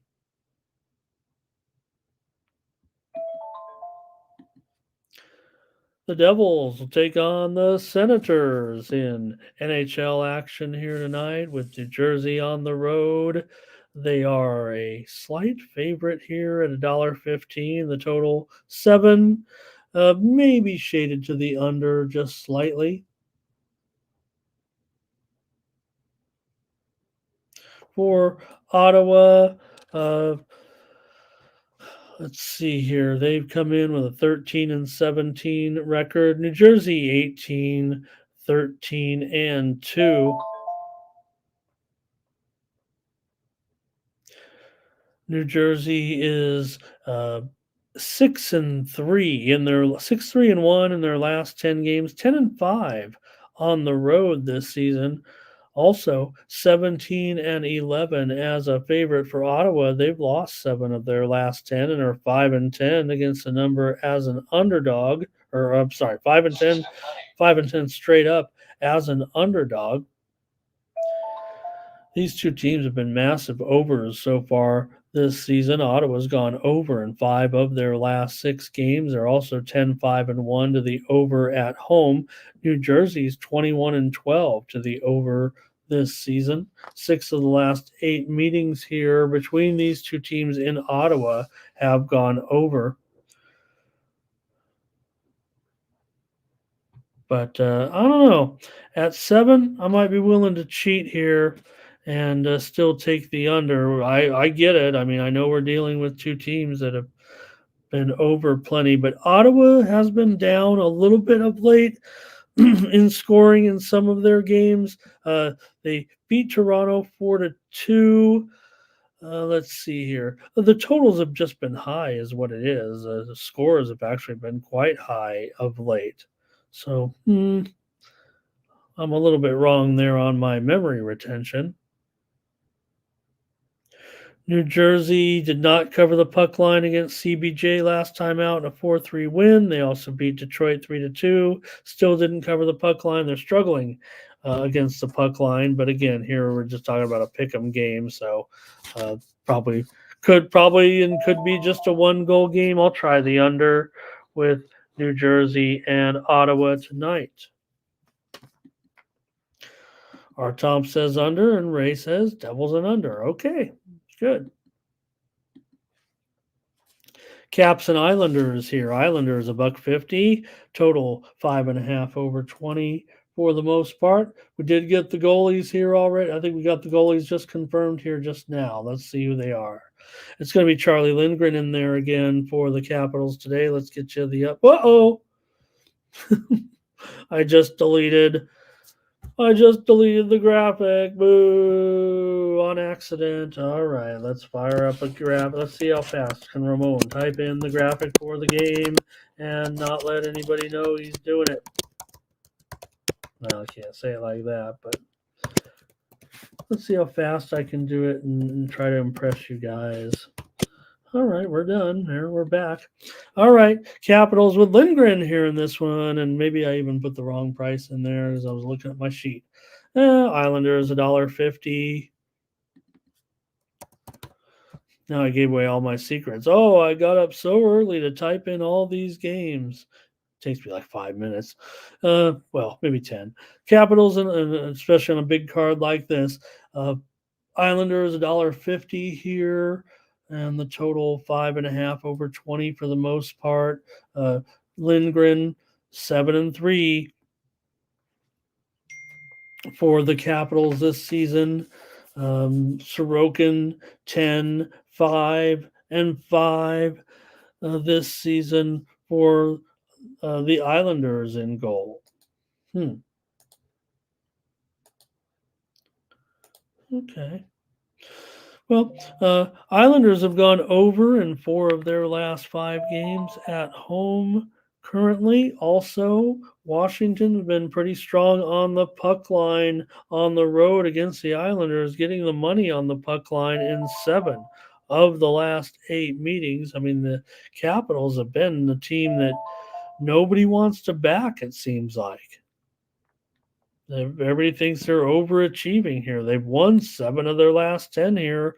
Once again, the Islanders are just 3-12. Let me get this right.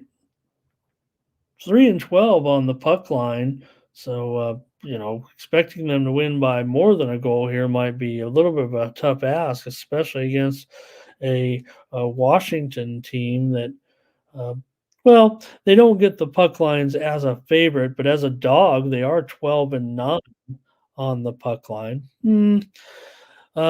Capitals are 8-6 straight up on the road. They've done a decent job there. The Islanders 6-2-2 in their last 10 games overall. Washington, though, like I said, pretty competitive in this series. They've won 6 of the last 7 meetings here against the Islanders on the road.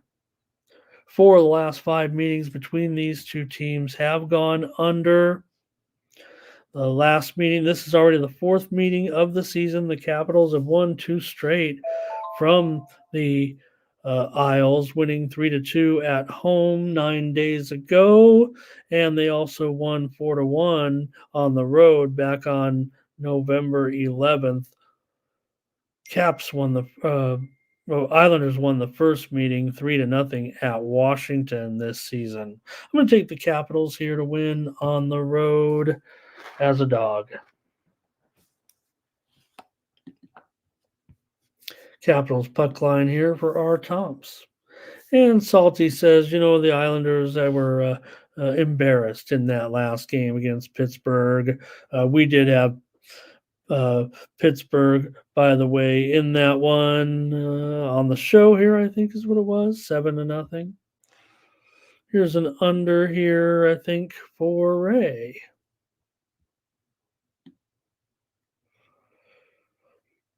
All right.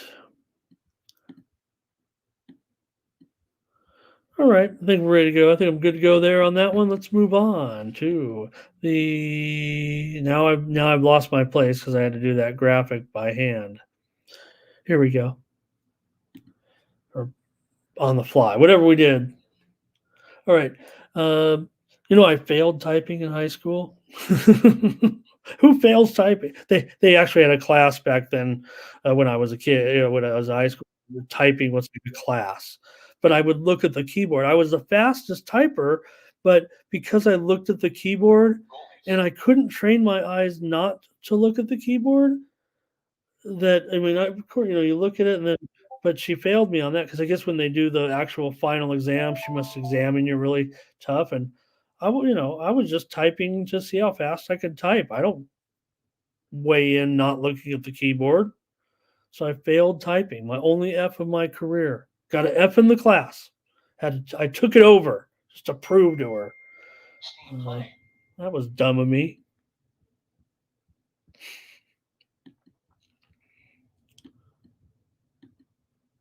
I don't think I was the fastest. I might have been the fastest boy, but the females type faster? Is that a proven uh, gender? Okay, here we go. Avalanche and the Blues in this one. Hey, the Avalanche uh, have won 5 straight games here when coming into St. Louis, and they're $1.60 favorite here in this one, and the total 6.5 over 20. Colorado's won 4 of the last 5 meetings between these two overall as well. St. Louis has won 5 of their last 6 games to move to 18, 15, and 1 overall. They're in a good groove here right now. They've also covered the puck line in those games. Man, this is a pretty high total for what's been going on with these two teams, certainly right now, especially St. Louis having gone under in 8 of their last 10 games. They're also 6-16 to the under as an underdog. Yeah, Colorado does go over for the most part, but they're just 7-7 on the road compared to their 14-4 record at home. They are 20-2 as 20-12 as a favorite, I think, or no, well, including a overtime win, I think it was. So St. Louis, so definitely playing pretty well of late, given this little run, 3-game winning streak. They beat Florida, they beat Chicago, and they beat Dallas. So nice little run, certainly between these two. This is the third meeting of the season. They actually split. The Blues clobbered the Avalanche 8-2 back on November 11th. Colorado won the first meeting 4-1 at home.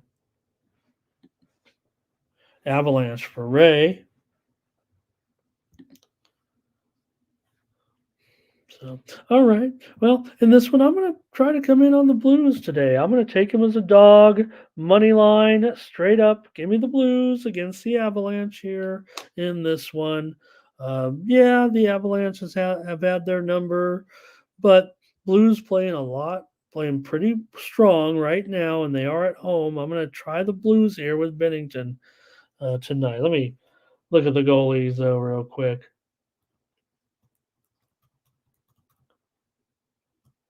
All right. Looks like nothing's changed on that. I think we've had all the goalies either right or if they're not likely or confirmed, I'm really worried about it. Blackhawks here in the Stars. Ugh, got to have one of these ugly ones here for sure. Steam play.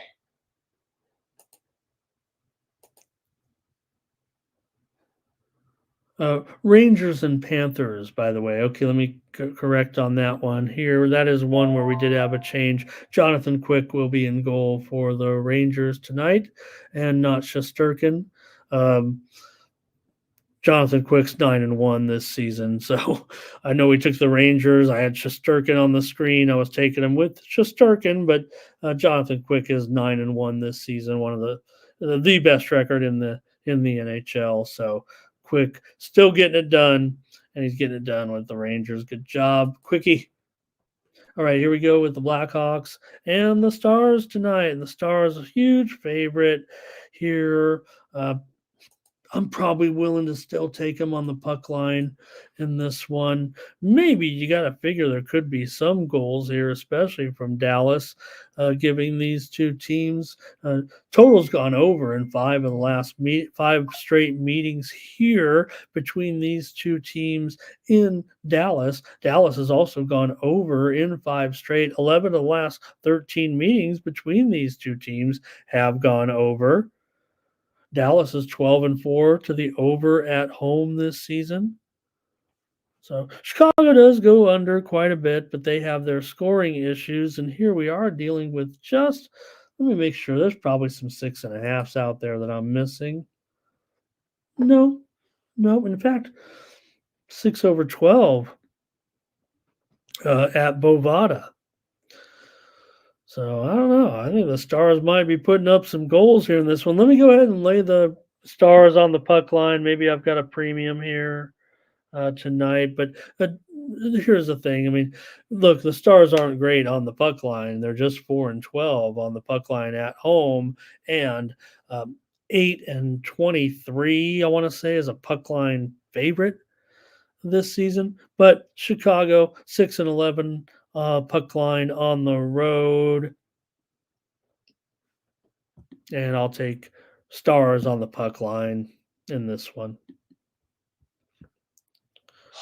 And Ray says, give me the Stars, puck line first period. Gamble's on the over in this one. Artom says Stars, puck line. All right, we got to finish this show up. We've been here long enough, over 2 hours, 2.5 hours today. Thank you so much for joining me. Here's the Coyotes and the Ducks in this one. The Ducks are going to be a little bit of a home underdog here in this one. Anaheim has been pretty okay against Arizona, if I'm not mistaken. At least they've been competitive with them. And, well, here they are at home. I mean, they're 13-21. You can't lose them all. Got to find somebody you're competitive with. Maybe this will be the case for them here tonight. Taking a dog at home. The Ducks won the previous meeting here 4-3 back on November the 1st. Arizona did win the first two meetings of this, the first three meetings, or not the first three. This is already the sixth meeting of the season between these two teams. So Arizona has 3 wins. The Ducks have 2 wins so far. Arizona 6-9 straight up on the road. Anaheim 6-12 straight up at home. They haven't been great, certainly, but I'm probably going to have to trust them here. I'll take Anaheim tonight against Arizona. We've had them Arizona plenty. See if you got a comment. We got to wrap this show up. Ray says go over in this one. Hey, Panger, good to see you. Panger life, Panger life, Panger life. Everybody is here. Get it? Let's get it. Panger life. There he is. Talking about a previous game, but good to see you, Panger. One more. Here we go. Flyers, Kraken. Let's get this show over with here in this one. All right. Got the Kraken favored $1.30 or so at home, $1.35 now at some spots, and I'm showing this total dropping. I even see a 5.5 out there right now at a major book offshore. So I'll better just call it 620. I'll call it 625. I'm not going to put a 5.5 out there just yet. We're just not seeing quite enough 5.5s, but we are seeing one at a significant book. And maybe I should put it at 5.5 because I kind of like the under in this one. Kind of was favoring Seattle here. We'll see what you guys got. Seattle, at home certainly can probably win this game against a Flyers team who, well, let's give them some credit. They have been doing very, very well of late, but gosh, when will it turn around or start going the other way? Philadelphia is 7-1-2 straight up in their last 10 games. Yeah, the Kraken, they're 5-2-3 in their last 10, 6-8 overall at home, and they are favored here. They're 5 and let me see what they are as a favorite, because they're 13, 14, and 9 overall. Philadelphia comes in 9, 11, and 4. Yeah, let me just go under. I'll grade it at 5.5. Just to make it tough, but I think you guys can get some 6s out there. If you're siding with me in this one, I'll take the under. Flyers and Kraken. Show's over. Thank you very much, everybody. Appreciate you guys so much. 2.5 hours, and I got 3 dozen of you to stay here with me for that long. No wonder doing this show is my favorite activity in the world. I couldn't get 3 dozen people to stay with me if I offered them money to stay with me. Okay. Anyways, enough of that. Anyways, thank you guys so much for joining me here on the Mornings Team. We'll be back tomorrow on Saturday. Hey, thanks so much for all your birthday wishes. I know I was a little bit of I don't know, people who know me, I'm that flaky guy that doesn't tell you it was his birthday until the next day, pretty much, and you missed it. But thank you guys for saying it. I know a couple of you caught it yesterday, and one person said it here today, and a bunch of you ran with it. and I appreciate it. I know you guys mean it, and it means a lot for you guys to come back and listen to me every day, talk about the games and the previews and make some picks. So we'll be back tomorrow with more Morning Steam, 9 a.m. Eastern, 6 Pacific. And don't forget our other programming today, Mindy Hahn, Tiffany Mance. They join you with their programming at 1 p.m. Eastern, 10 Pacific, Midday Plays, giving you more picks here on the channel, because that's what we do here on the Tony's Picks YouTube channel. Then it's Tony T himself, predictive modeling show, 5:15 Eastern, 2:15 Pacific, followed by the drive-through. Tony T and the Pick Dogs crew get you ready for the primetime games and get you out of there before the top of the hour with more free sports picks. All right. Appreciate everybody in the comments today. Thomas and Ray and Gamble and our Tomps here today, and Johnny Walker and the crew. Thank you to everybody today. Let's say some names on a Friday. Panger as well was here today. Salty, don't forget, was contributing, and Daryl was here. Jay Smooth, Jason the Roll Tide guy, of course, Chad Colvin, as always, rolling with us every day here. Thank you so much, everybody, for joining me. Have a great weekend. We'll catch you tomorrow. I'll be here with more Morning Steam. Solo as well was here today. And Big Lucci stopped by. Terrell Westbrook, the king of the wheel, was here. Hockey Night in Canada was here today as well. Anybody else I'm forgetting? Well, I appreciate all you guys out there. Catch you tomorrow. Poppy was here as well. We'll get rolling with that UFC here. Don't forget Dave, my man. Dave, my mans from all time. Dave Dickens, Teresa O'Brien was here today as well. Hope I got everybody. Perky, don't forget Perky. Catch him all day, everywhere. Thank you, Perky. Nikki V, don't forget, came to us from Twitter. Victor Jimenez, Thomas Bird, Percent Better, Mark Roper today, Thomas Lewis as well, Gino Lane. Everybody, thank you. Hey, you know what? Who I missed? Hamid Nuru. Was great to see you. Thank you. Looks like he had stopped by and I missed his call. I said you'd been the man, so he's been watching. Thank you. Appreciate that. Gerardo bringing us the winners in the Discord. I hope I didn't forget anybody. Blake, Dwight. Thank you, guys. Thank you, everybody. More Morning Steam tomorrow. Arnez